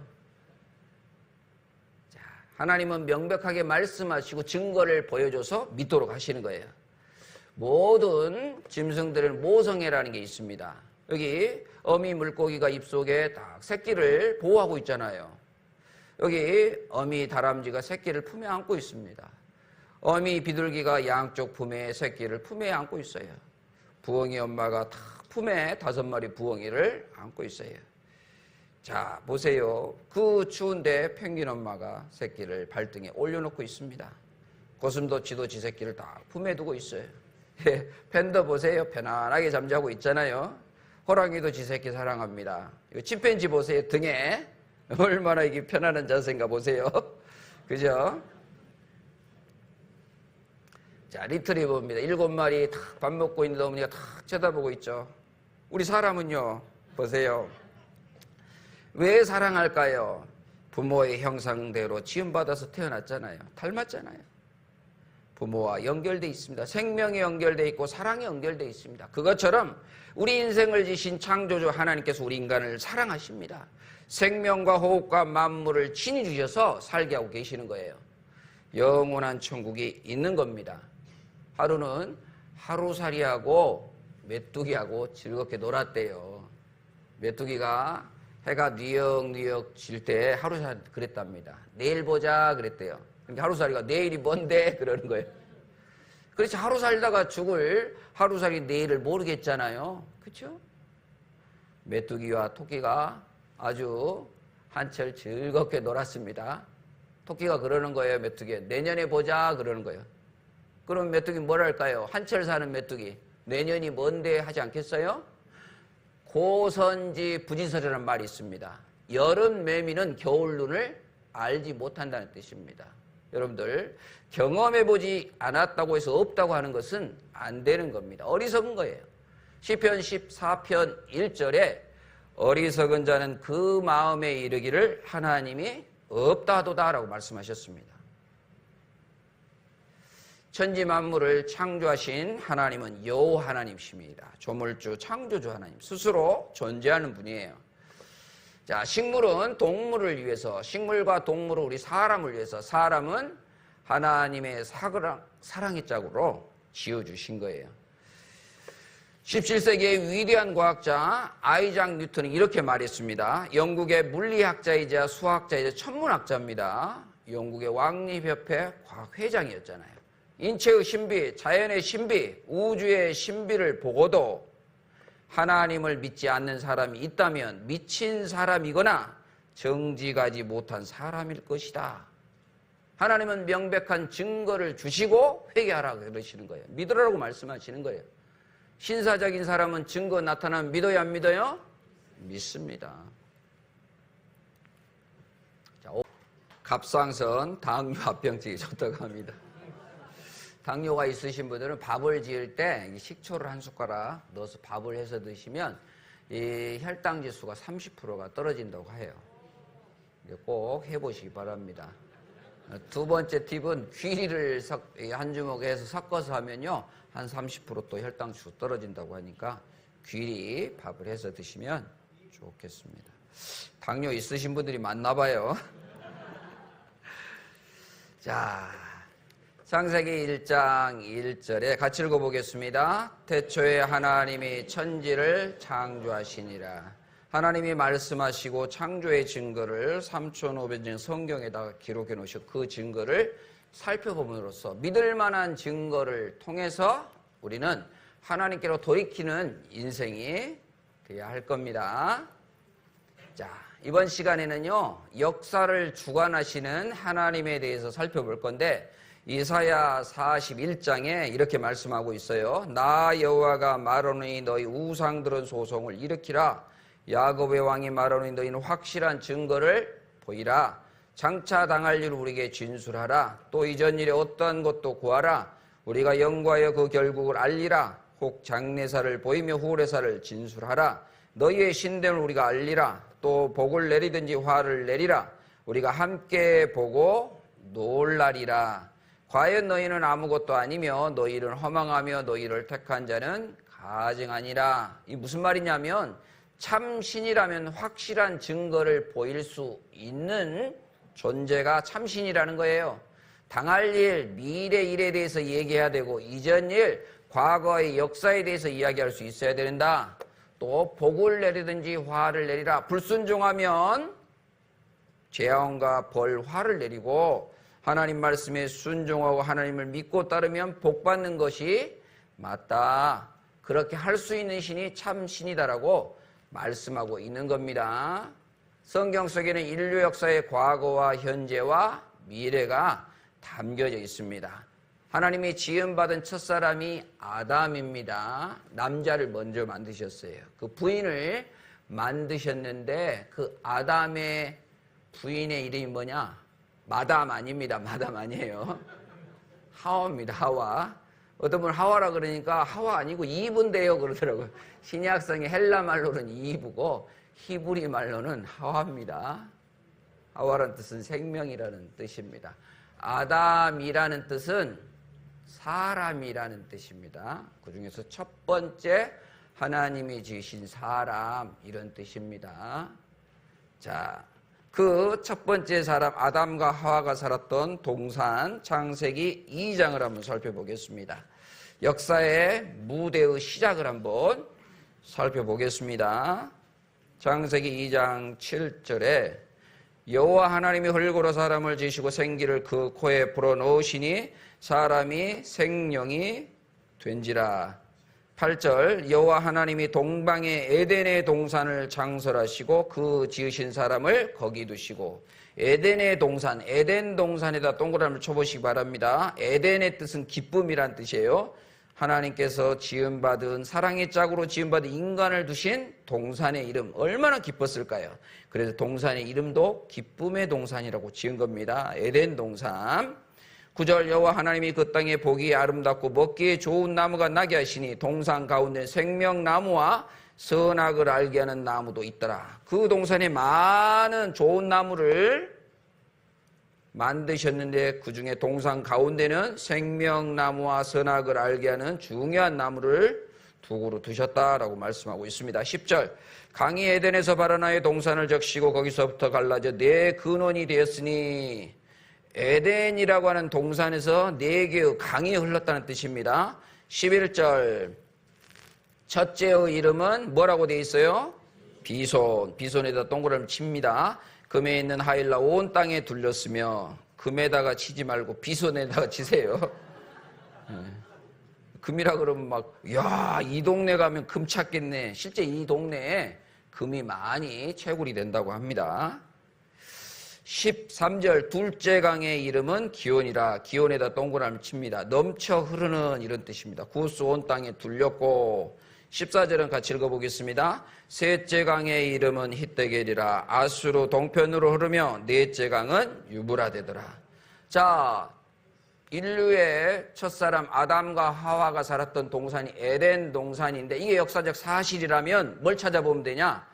강을 찾아보면 되는 거예요. 동방에 에덴의 동산을 창설했죠. 4개의 강의 근원이 되었다라고 되어 있습니다. 역사의 시작의 무대입니다. 4강의 증거를 찾아보겠습니다. 증언이 나타날 때 하나님의 말씀을 우리가 믿을 수 있잖아요. 에덴은 어디인가? 지중해 깊은 곳에 잠겼을까? 4개의 강 이름이 성경에 명시되어 있죠. 그런데 놀랍게도 2개는 오늘도 흐른다. 티그리스 유프라테스 강 노땅 근거 추적. 홍수 이후 지각 변동으로 묻혔다. 고고학자들이 찾아낸 겁니다. 자, 2개 강을 찾았어요. 50% 사실이잖아요. 성경은 100% 사실이야지 믿을 만한 겁니다. 그럼 2개 강은 어디로 간 거냐? 사막 속에 묻혀 있는 것이 발견이 됐어요. 세 번째 강인 히데겔 강이 이라크의 티그리스라는 이름으로 흐르고 있어요. 왜 이름이 지명이 바뀐 거냐? 히데겔은 이 히브리 말입니다. 큰 강이라는 뜻이고 메소포타미아 주위한 2강 중 하나인 티그리스 강의 히브리어 명칭이 히데겔입니다. 티그리스는 페르시아어의 헬라어 음역이다. 헬라 말로는 티그리스, 영어식 발음으로는 티그리스라는 뜻입니다. 히브리 말, 이스라엘 사람 말로는 히데겔 이렇게 부르는 거예요. 우리 히데겔 강이나 티그리스랑 똑같은 강인 겁니다. 유브라데 강은 지금 이라크의 유프라테스라는 강의 이름으로 흘러요. 자, 인류 최초의 문명지 세계사 책에 나오죠. 메소포타미아 문명지인데 티그리스 강과 유프라테스 강을 근거해가지고 메소포타 문명지역. 이 메소포타미아의 뜻은 2강 사이에라는 뜻입니다. 유프라테스 강과 티그리스 강 유역에 형성된 문명이다. 최초의 문명입니다.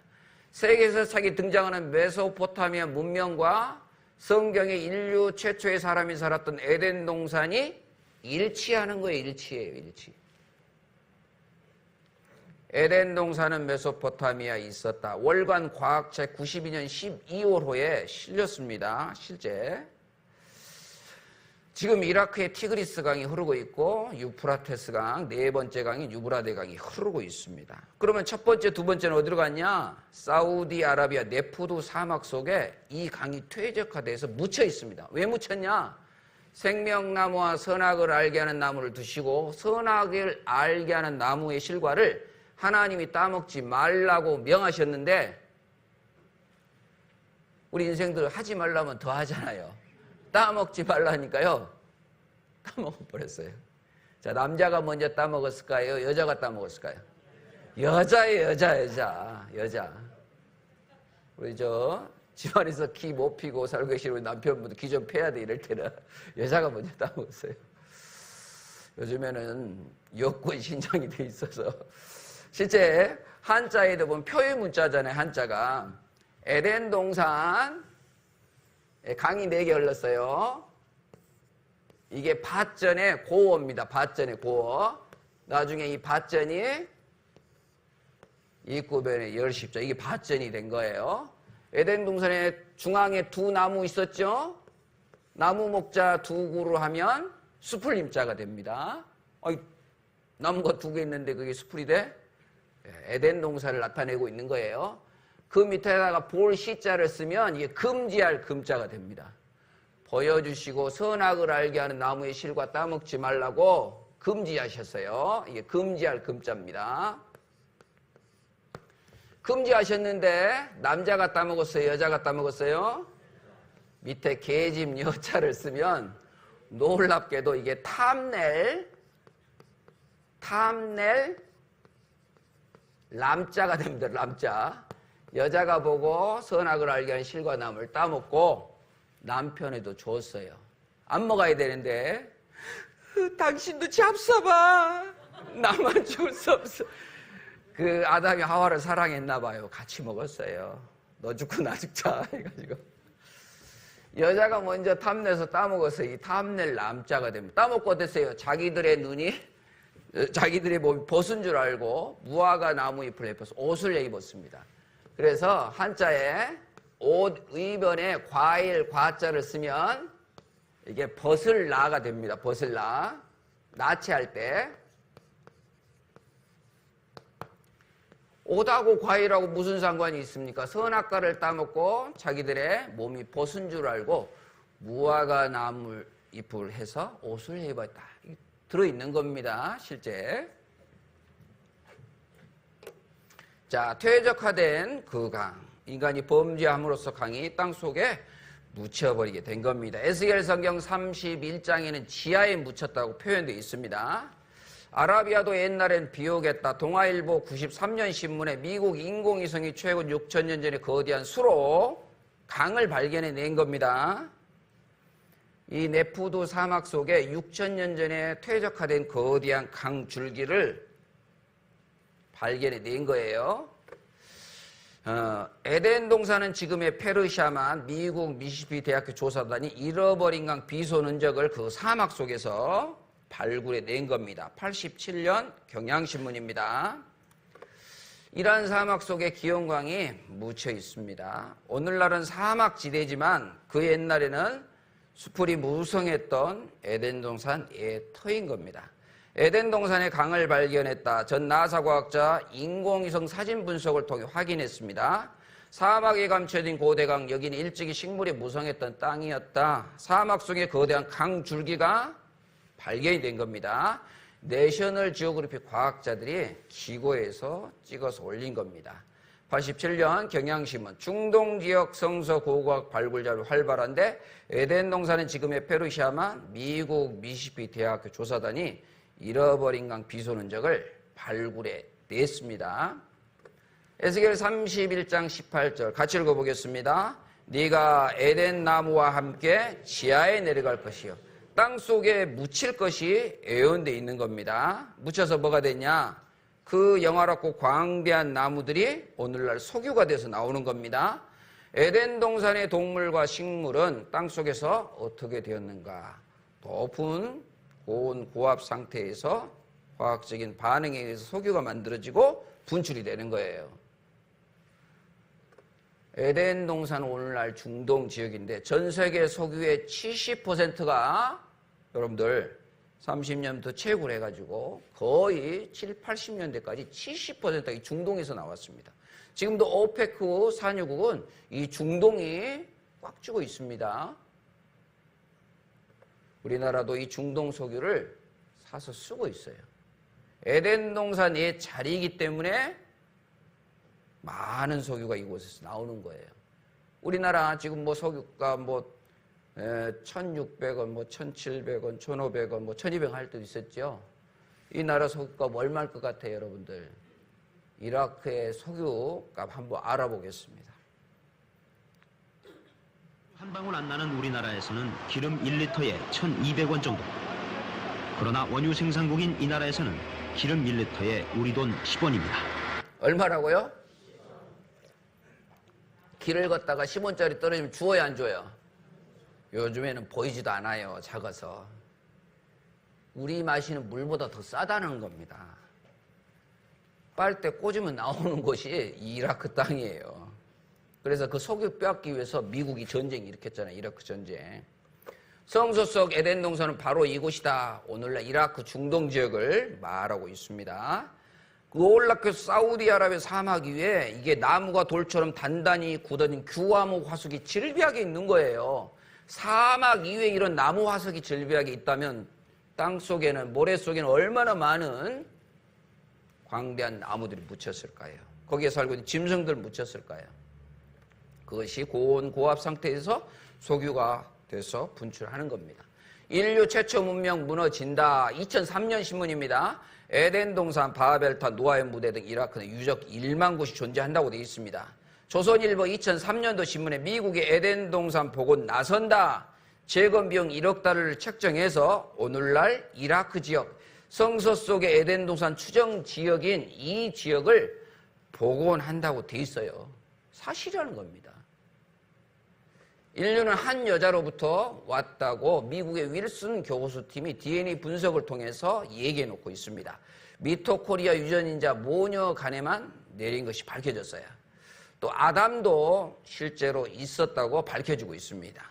인류에게 Y 염색체를 유전시킨 아담의 존재를 추적했는데 내셔널 지오그래피 과학자들이 이 아담을 찾았다라고 KBS에서 방영한 적이 있습니다. 영상을 보겠습니다. 태초에 하나님이 천지를 창조하시고 가라사대 우리의 형상대로 사람이 되라 하셨다. 성서에서는 그를 아담이라 했고 우리 모두의 조상이라고 했다. 그래서 유전학적 아담을 찾아보기로 했다. DNA에 들어있는 작은 단서가 지구상에 살고 있는 모든 남자들과 인류의 공통조상인 한 남자를 연결하고 있다. 그래서 과학적, 유전학적으로 증명된 아담을 찾아보기로 했다. 지구상에 존재하는 모든 인간에게 DNA를 제공한 최초의 인류. 북극의 이누이족, 아마존의 아메리카 인디언, 사막의 유목민과 월스트리트의 사업가가 정말 같은 핏줄일까? 내셔널 지오그래픽 소속의 유전학자 스펜서 웰즈가 아담을 찾는 작업을 지휘하기로 했다. 한편 파테섬의 그 남자에게서 나온 Y 염색체는 마지막 단서를 제공하고 있었다.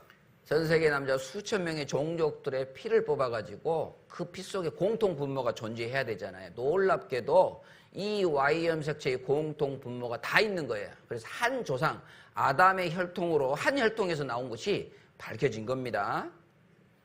Y 염색체를 전 세계에서 채취한 수천 명의 염색체와 비교했다. 그 결과 엄청난 사실을 발견했다. 모든 Y 염색체에 존재하고 있으며 현재 전 세계 모든 남자들에게 있는 변종을 찾아낸 것이다. 우리가 찾고 있던 공통의 변종이었다. 우리는 DNA 추적을 통해 나무의 뿌리에 도달할 수 있었다. 모든 가지가 한 남자, 한 Y 염색체와 연결돼 있었다. 한 사람에게서 전 인류가 퍼진 거예요. 사도행전 17장을 보겠습니다. 17장 26절 말씀. 사도행전 17장 26절 찾으셨으면 같이 읽어보겠습니다. 인류의 모든 족속을 한 혈통으로 만드사 온 땅에 거하게 하시고 저희의 연대를 정하시며 거주의 경계를 하나셨으니 이리 돼 있잖아요. 전 세계 모든 족속을 한 혈통 아담의 후손으로 만드셨다고 되어 있는 겁니다. 온 세상에 거하도록 저희의 연대를 정해놨다. 우리 인생이 70, 80이면 죽음을 맞이하잖아요. 거주의 경계를 한정하셨으니 이 지구에만 생명체가 존재하도록 거주의 경계를 한정하셨어요. 화성에 우리 인간 가서 살 수 없습니다. 머스크, 베조스, 그 아마존 회장도요. 전부 다 이 지구 밖을 떠나서 화성에 뭔가 생명체가 살 수 있도록 로켓을 쏴고 우주선을 쏘아보지만 살 수 없습니다. 하늘에 올라간다 할지라도 하나님 끌어내린다고 되어 있습니다. 우리 인간이 가장 적절하게 숨을 쉬며 살 수 있는 거주의 공간은 이 지구밖에 없는 겁니다. 우리는 성경의 말씀대로 한 혈통 아담의 후손으로 태어난 것이 분명합니다. 요한복음 14장 29절에 이제 일이 이루기 전에 너희에게 말한 것은 같이 읽겠습니다. 일이 이룰 때 너희로 믿게 하려 함이라. 증거가 나타났잖아요. 증언이 있을 때 하나님 말씀 맞구나 믿어야 되는 겁니다. 예언된 말씀이 성취가 되면 야 정말 예언한 대로 되고 있구나 믿으셔야 돼요. 자, 에덴 동산 증거 사실이었습니다. 불신했을 때 범죄했을 때 심판받고 지하에 땅에 묻혔죠. 복과 화를 내리시는 참 신인 것을 증거를 통해서 증언을 통해서 참된 믿음을 주시는 하나님이라는 걸 우리에게 알려주고 있습니다. 당할 일, 이전 일 성경에 예언되어 있습니다.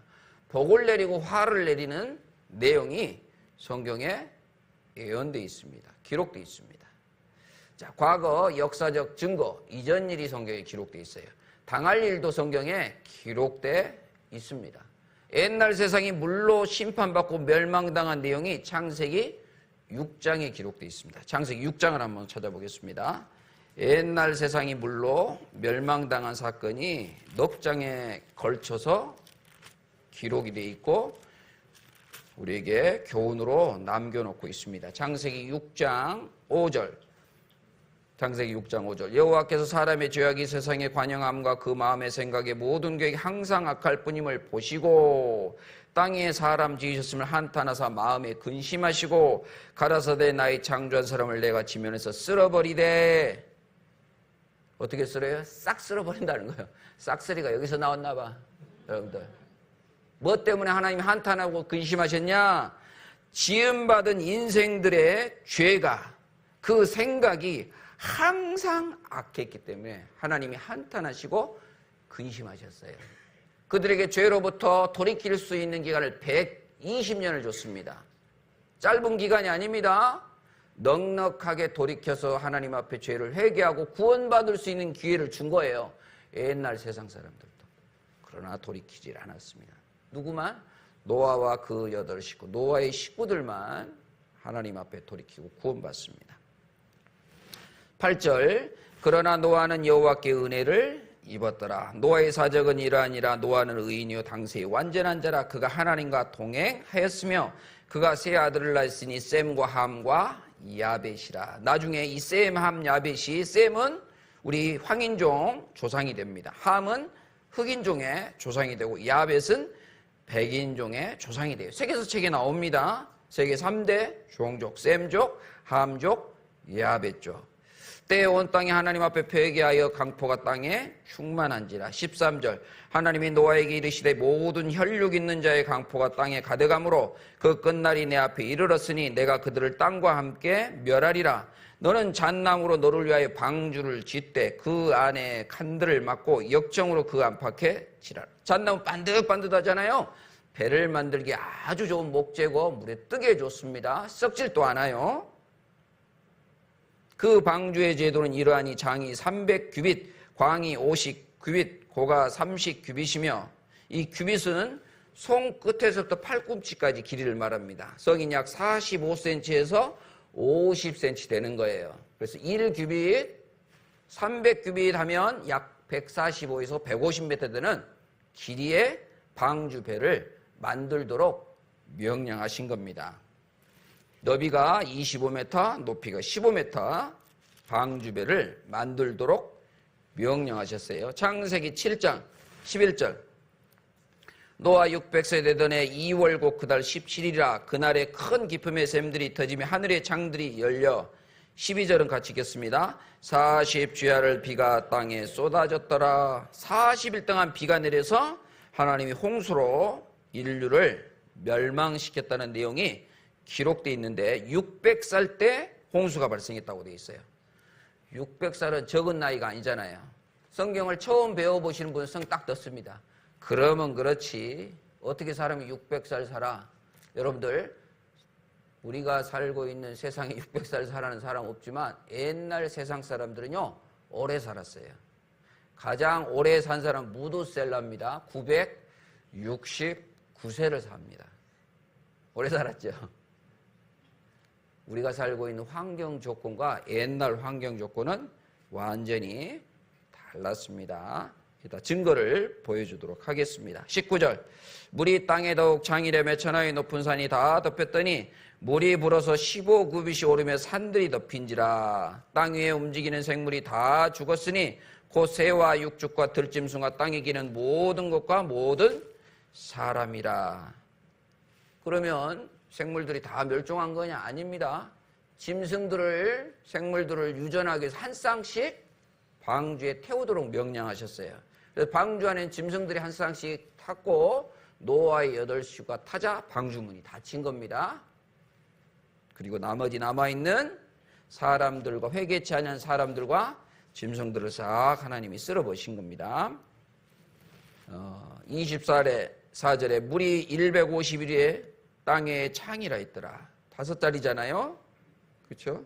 5달 동안 물이 가득 차 있었습니다. 높은 산이 다 덮여서 15cm 올랐다고 되어 있습니다. 약 7.5m가 오른 겁니다. 창세기 8장 4절에 이렇게 되어 있습니다. 1절부터 제가 읽어볼게요. 하나님이 노아와 그와 함께 방주에 있는 모든 들짐승과 육축을 권념하사 바람으로 땅에 불게 하심에 물이 감하였고 깊음의 샘과 하늘의 창이 막히고 하늘에서 비가 그침에 물이 땅에서 물러가고 점점 물러가서 150일 후에 감하고. 4절은 같이 읽겠습니다. 7월 그 17일에 방주가 아라랏산에 머물렀으며. 방주가 무슨 산에 머물렀다고요? 아라랏산. 몰라랏산 아닙니다. 친절하게도 우리 한국 사람들은 정말 믿기 좋게 지어놨어요. 알아라 좀. 알아야 구원받습니다. 알아야 면장한단 말 아시죠? 정말 진리를 깨달아야지만, 학식이 있어야지만 부끄러움을 당하지 않는다는 공자님이 그 제자들에게, 그 자식에게 남긴 교훈의 말이잖아요. 그렇죠? 몰라랏산이 아니라 아라랏산입니다.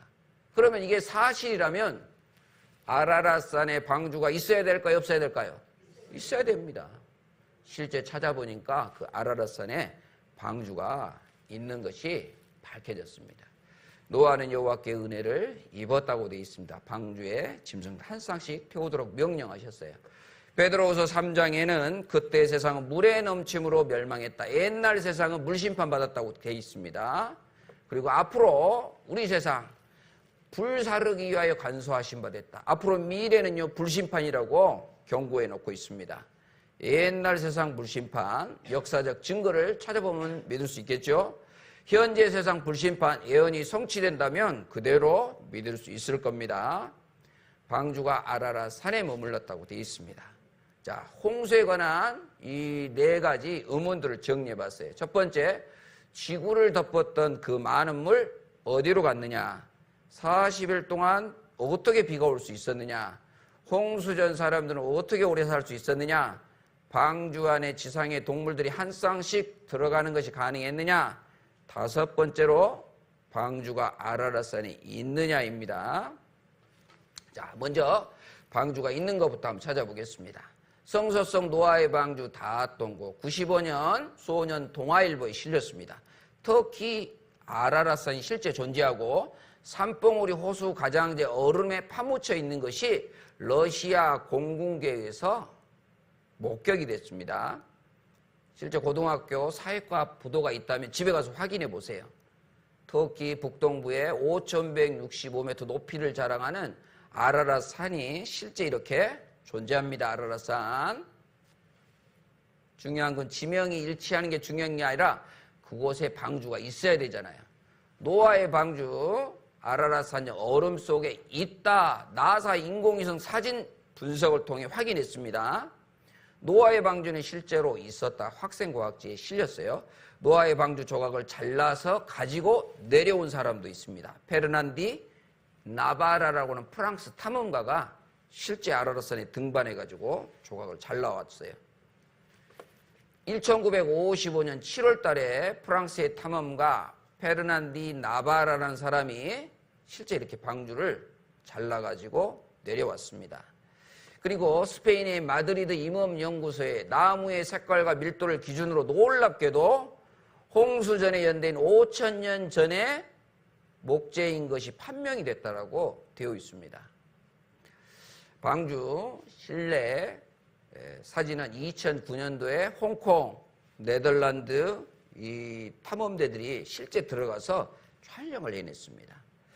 자, MBC에서 노아의 방주 발견했다는 영상을 한번 보도록 하겠습니다.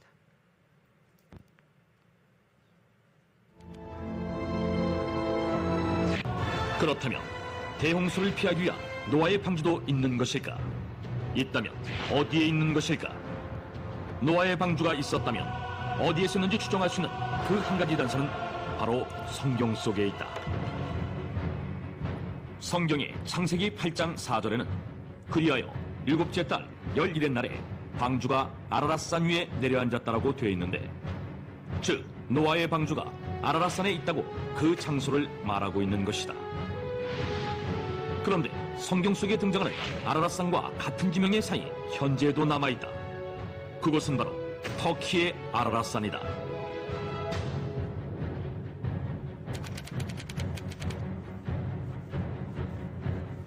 터키의 아라랏산은 그 지방말로 쿠이누라고 불리기도 했는데 이는 노아의 산이라는 뜻이며 오랫동안 신성시 되어 온 곳인데다가 현재 이곳 동네 이름들은 지난 수천 년간 노아와 노아의 자손들의 이름을 사용하고 있다고 한다.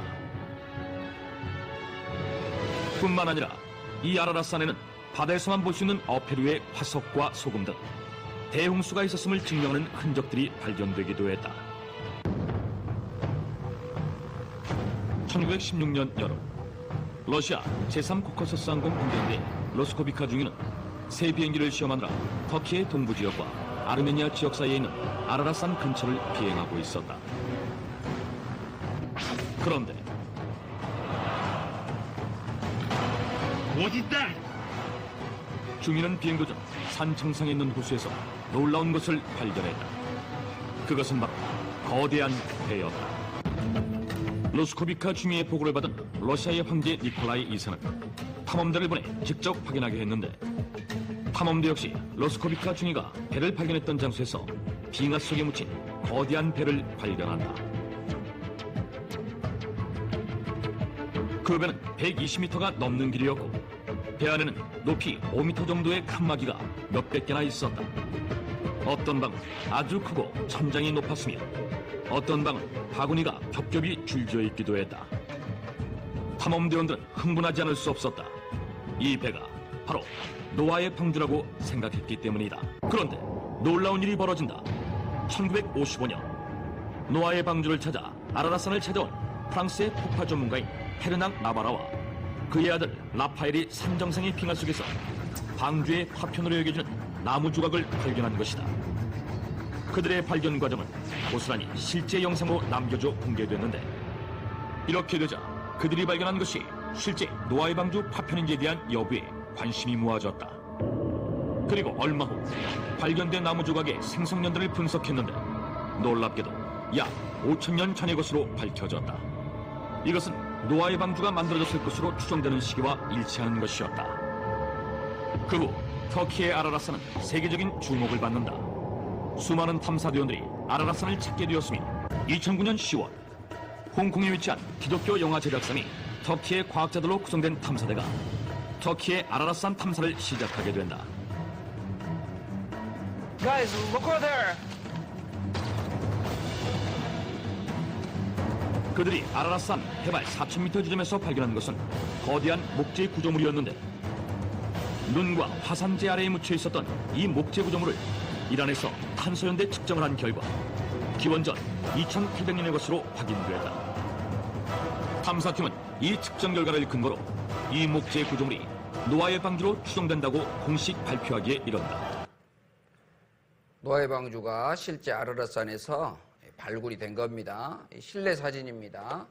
홍콩 신문에 실렸습니다. 탐험대들이 아라랏산에 실제 등반을 해가지고 내부까지 가서 촬영을 한 장면입니다. 고스란히 사람의 손으로 깎아 만든 목재로 만든 방주가 그대로 터키 아라랏산에 존재하는 것을 밝혀냈어요. 터키, 네덜란드, 홍콩 탐험대가 올라간 겁니다. 터키 정부 아라랏산 유물 공식 인정을 했습니다. 중국 북경 국영방송국에서도 발표를 했어요. 년 전에 중국 역사에 기록된 노아의 방주가 홍수 후 터키 아라랏산 위에서 발견되었습니다. 요즘 이 노아의 방주와 관련된 영화 2012년에서도 노아의 방주가 등장합니다. 그래서 중국 홍콩 탐험대가 아라랏산을 관리하는 정부 탐험대와 연합하여 연구 확인하러 노아의 방주가 있는 곳에 올라갔습니다.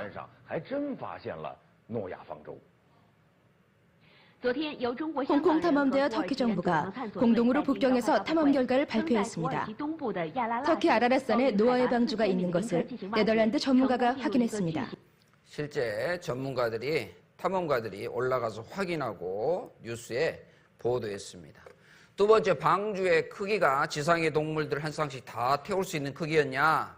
놀랍게도 포유류가 3,000종, 파충류가 5,500종, 양서류가 1,100종, 조류가 8,000종인데 총 17,600마리, 암수니까 곱하기 2 하면 35,200마리를 실을 수 있어야 되는 겁니다.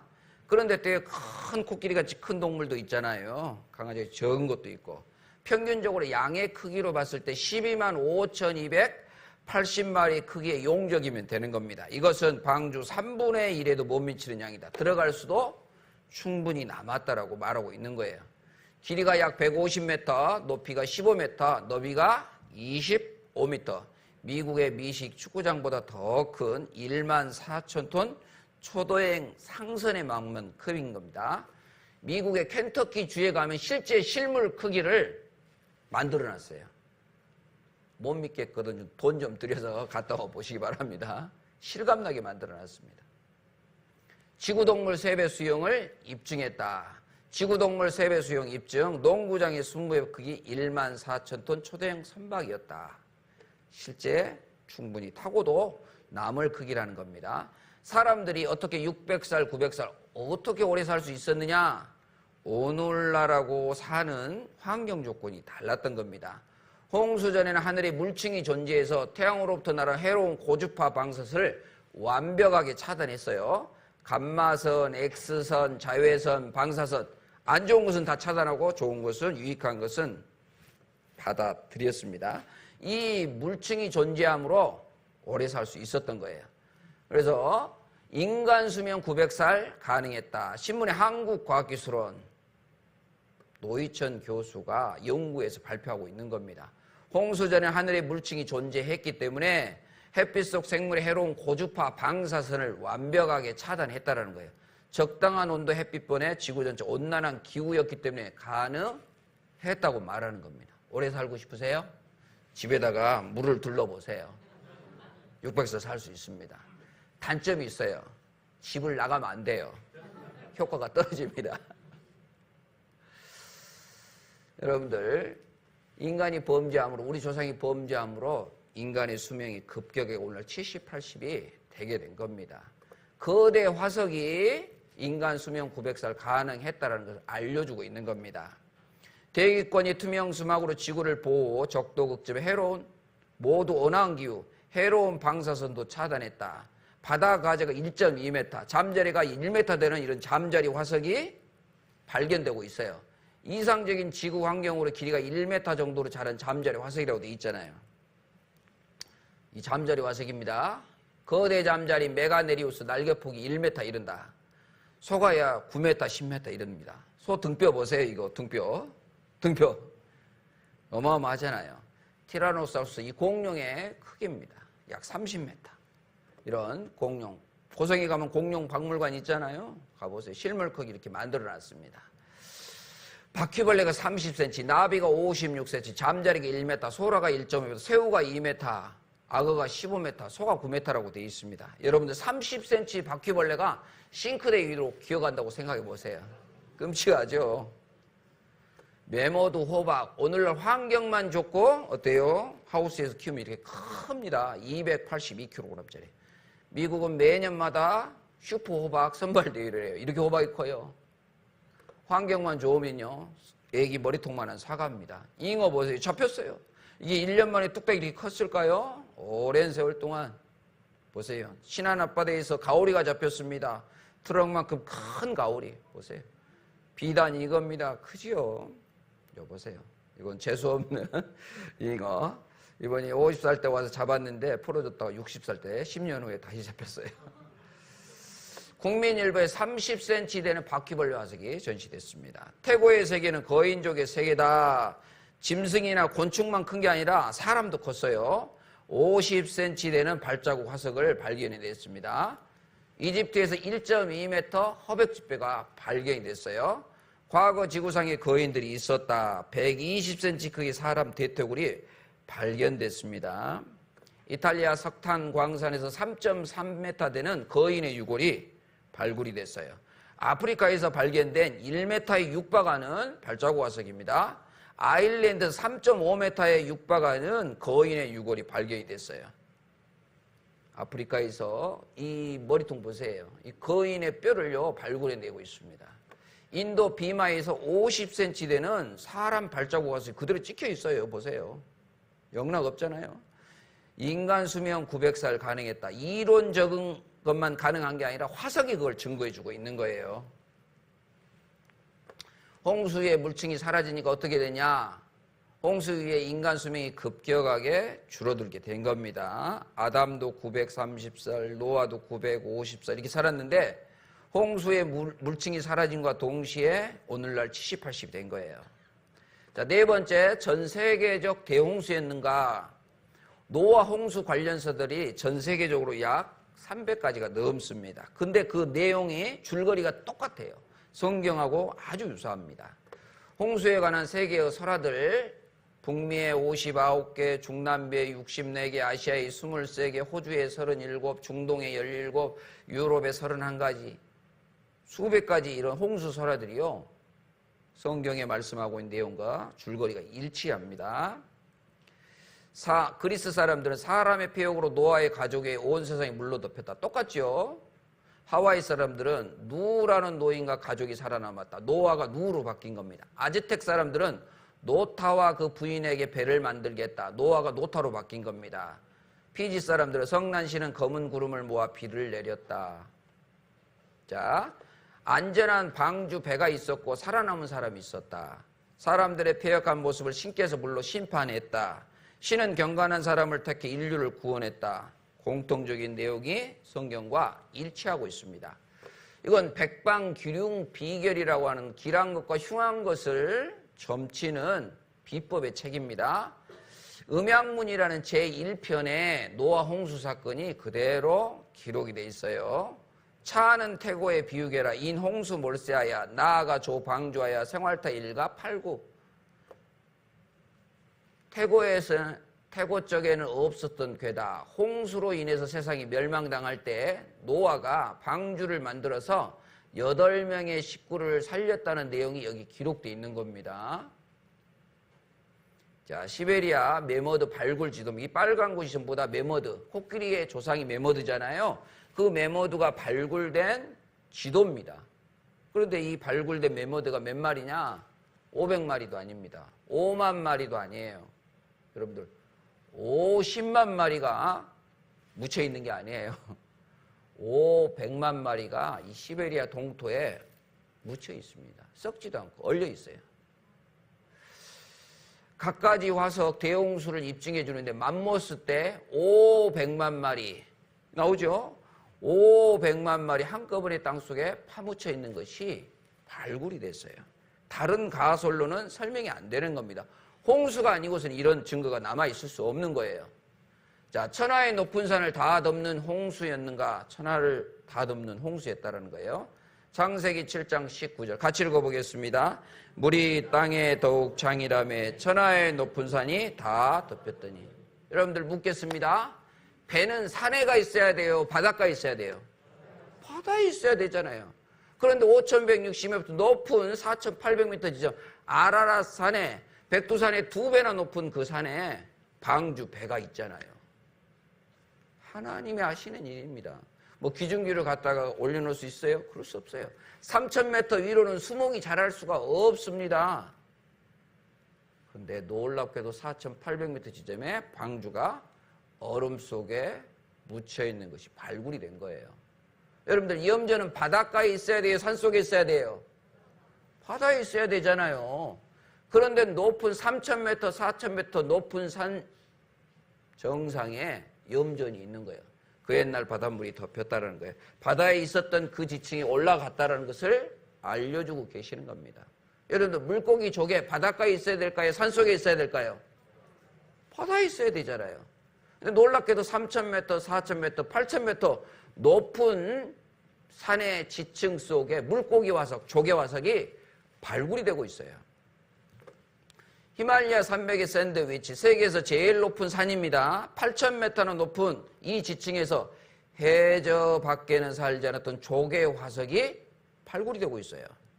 안데스 산맥입니다. 이 퇴적층에 안데스 산맥에 남아있는 조개 화석은 산들이 융기했음을 의미한다. 바다에 덮였다가 높은 산이 된 거예요. 시편 104편에 이렇게 말씀하고 있습니다. 옷으로 덮은 같이 땅을 바다로 덮었다. 물이 산들 위에 섰다.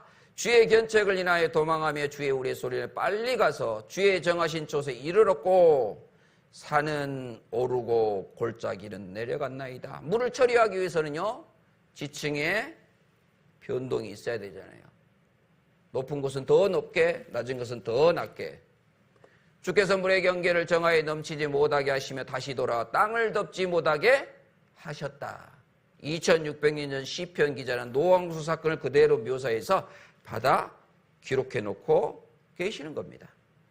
전북 진안의 마이산에 이 돌무더기 산에 물고기 화석이 발견되고 있어요. 이런 곳에 어떻게 물고기가 개울이 흘러요? 그럴 수 없잖아요. 이런 높은 지층에 전북 진안의 마이산에 물고기 화석이, 지각층의 75%가 퇴적암이고 고지대 수억 마리 물고기 화석도 홍수 사건을 증명해 주고 있어요. 대홍수 피할 수 없는 역사적 사실이었다. 물고기 화석 여모가 그것을 입증해 주고 있다고 돼 있잖아요. 이거는 잉카 제국의 옛 도시 쿠스코라고 하는 도시입니다. 해발 3,200m 높은 자리에 염전이 있는 거예요. 이게 하얀 게 지금 눈이 쌓인 게 아니라 소금이 덮여 있는 밭입니다. 염전입니다. 염전. 3,200m 자리 잡고 잉카 시절부터 사용한 산속의 염전이라고 돼 있잖아요. 쿠스코라는 도시입니다. 해발 3,600m 볼리비아에 가면 우유니 소금 사막이 있습니다. 차를 타고 5시간을 달려도요, 소금 밭에 끝이 안 나타나요. 이 쌓아놓은 게 전부 다 소금입니다. 소금. 여러분들 상상해 보십시오. 어떻게 저기 바닷가에 있어야 될 염전이 높은 3,600m 그곳에 있어야 되냐 이거예요. 그 옛날 바닷물이 덮였던 곳, 그곳이 바다였던 곳이었던 것을 알려주고 있는 겁니다. 이 우유니 사막 가운데 여기 잉카와시라는 섬이 있습니다. 그곳에 가봤더니 해저 밖에는 살지 않았던 산호초가 있는 거예요.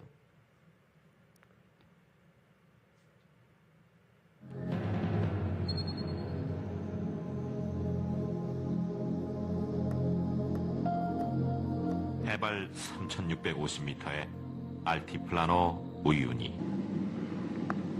끝도 없이 펼쳐진 소금밭은 차를 타고 약 5시간을 달려야 그 끝에 닿을 수 있다.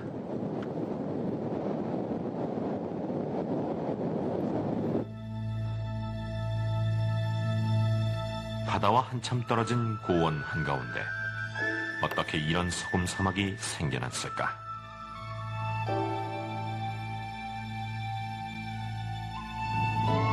소금 사막 한가운데 위치한 잉카와시 섬.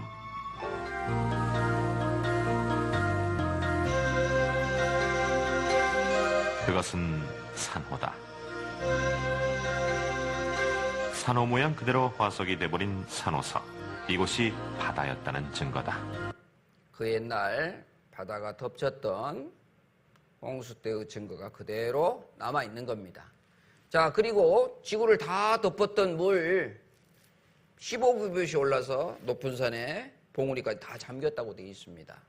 그런데 그 많은 물이 어디로 갔느냐? 질량 보존의 법칙에 따라서 이 지구상에 존재해야 되잖아요. 여기 37장에 물을 어떻게 처리했는지가 기록되어 있습니다. 남방 밀실에서는 광풍이 이르고, 같이 읽어보겠습니다. 북방에서는 찬 기운이 이르며 하나님의 부으시는 기운에 얼음이 얼고, 남극 북극으로 거센 바람, 찬바람을 불어서 얼음으로 얼려놓았다는 뜻입니다. 남극 북극이 처음부터 이렇게 얼음이 얼려져 있는 곳이 아니었다는 거예요. 층층이 쌓여 있잖아요. 불골고 불골고 불골어서 빙산의 일각이라고 그러잖아요. 높이로 따지면 약 4,000m 정도 빙산 높이라고 그럽니다. 놀라는 분이 없네. 안 보셨죠? 저도 좀 보지는 않았지만 생각해 보세요. 보여지는 부분은 몇백 미터, 그 보이지 않는 수천 미터 빙산이 얼려져 있습니다. 남극, 북극 이렇게 다 얼려져 있어요. 그러면 이게 녹으면 어떨까요? 해수면이 60m나 상승해서 지금은 다 물바다 돼버립니다. 남극이 처음부터 추운 곳이 아니었다는 것을 알려주고 있습니다. 남극은 녹색의 대지였다. 남극서 아열대 식물 화석단지가 발견이 됐습니다. 밤나무 숲이 우거졌던 육대로, 밤나무는 어때요? 따뜻한 온화한 지역에서 자라잖아요. 추운 곳이 아니었다는 것을 알려주고 있는 겁니다. 남극도 한때는 따뜻했다라고 이 탐험가들이 얘기하고 있습니다. 한반도 61배 넓이 얼음 두께가 최고 4,000m다. 시편 33편에는 그뿐만 아니라 깊은 물 곳간을 만들어서 두었다고 되어 있습니다. 저가 바닷물을 모아 무더기같이 쌓으시며 같이 읽어보겠습니다. 깊은 물을 곳간에 두시도다. 이 깊은 물 곳간이 뭐냐? 바닷속에 깊게 땅을 갈라지게 하고 그 땅에 물을 보관해 놓고 있어요. 이것을 해구나 해전이라고 말합니다. 마리아나 해구는 11,529m의 깊이로 파져 있어요. 그럼 이걸 다 메우면 어떻게 될까요? 이 지구는 3,400m 바닷속에 잠기게 되는 거예요. 육지를 평평하게 한다면 대답은 놀랍게도 지구는 평균 3,400m 바다에 잠기게 된다. 북극과 남극의 얼음이 녹으면 해수면이 60m나 상승하게 된다. 지구상에 내렸던 물이 그대로 존재하고 있는 겁니다. 성경 사실인 거예요. 그리고 하나님이 다시는 물로 심판하지 않겠다고 약속을 주셨는데 그게 뭐냐? 뭐라고요? 무지개입니다. 무지개. 창세기 9장 13절 같이 읽어보겠습니다. 내가 내 무지개를 구름 속에 두었나니 이것이 나의 세상과의 언약의 증거니라. 다시는 물로 심판하지 않겠다라고 무지개를 준 거예요. 무지개는 7색깔이잖아요. 빨주, 노초, 파남, 보로 끝나잖아요. 빨강색으로 시작해요. 빨강은 뭘 상징하냐? 불을 상징합니다. 물로는 다시는 심판하지 않지만 앞으로 세상은 뭘로 심판한다? 불로 심판한다. 그걸 알려주고 있는 거예요. 자, 마지막으로 정리해 볼게요. 하나님께서 우리에게 주신 교훈이 있습니다. 하나님의 은혜를 믿은 사람은 구원해줘서 방주에 살도록 해주셨어요. 하나님을 불신하고 범죄했을 때 심판받아서 코로 숨을 쉬는 모든 인생들은 다 심판받아 죽었습니다. 베드로후서 3장 6절에 그때 세상, 옛날 세상은 물의 넘침으로 멸망하였을 때 사실이었죠? 그리고 이제 하늘과 땅은 그 동일한 말씀으로 불사르기 위하여 간수하신 바 되었다. 우리 살고 있는 이 세상은 무슨 심판이 남아있냐? 불심판이 남아있는 겁니다. 자, 옛날 세상 홍수 심판 받은 거 사실이었죠. 증거 찾아봤죠? 믿을 수 있습니까? 없습니까? 있잖아요. 지금 세상 앞으로 불심판 될 거라고 예언해 놓으셨어요. 이것 또한 성취될 것을 여러분들 믿으셔야 됩니다. 자, 마지막으로 잠언 22장 3절 말씀 읽고 마치겠습니다. 슬기로운 자는 재앙을 보면 숨어 피하여도 어리석은 자들은 나아가다가 해를 받느니라. 어리석은 자가 돼서는 안 될 겁니다. 하나님께서 명백한 증거를 통해서 우리에게 교훈해 주고 있습니다. 옛 세상이 물로 멸망당한 것이 분명한 사실로 드러났잖아요. 그렇다면 앞으로 우리 세상, 미래 세상 불로 심판받을 것도 명백한 사실로 성취될 겁니다. 우리는 슬기로운 사람이 되어야 될 거예요. 재앙을 보면 숨어 피하는 사람이 될 겁니다. 누구에게요? 하나님께 돌아오는 사람이 되어야 될 겁니다. 하나님은 억지로 믿으라고 말씀하지 않으셔요. 확실한 증거를 주시고 회개하라고 말씀하고 계시는 겁니다. 신사적인 분이 하나님이십니다. 이 자리에 앉아 계신 여러분들도 신사적이죠? 다 신사야 보니까. 아, 승려도 계시네. 네, 기도하고 마치겠습니다. 전능하신 하나님 아버지 감사드립니다. 증거되는 말씀을 통해서 성경이 사실이요 하나님께서 살아계심을 더욱 깨닫게 됩니다. 내일도 증거된 말씀을 통해서 하나님의 살아계심과 성경이 사심을 깨닫는 귀중한 시간이 될 수 있도록 도와주시옵소서. 돌아가는 발걸음도 안전하게 돌아갈 수 있도록 지켜주시옵소서. 우리를 사랑하시는 예수님 이름으로 기도하였습니다. 아멘.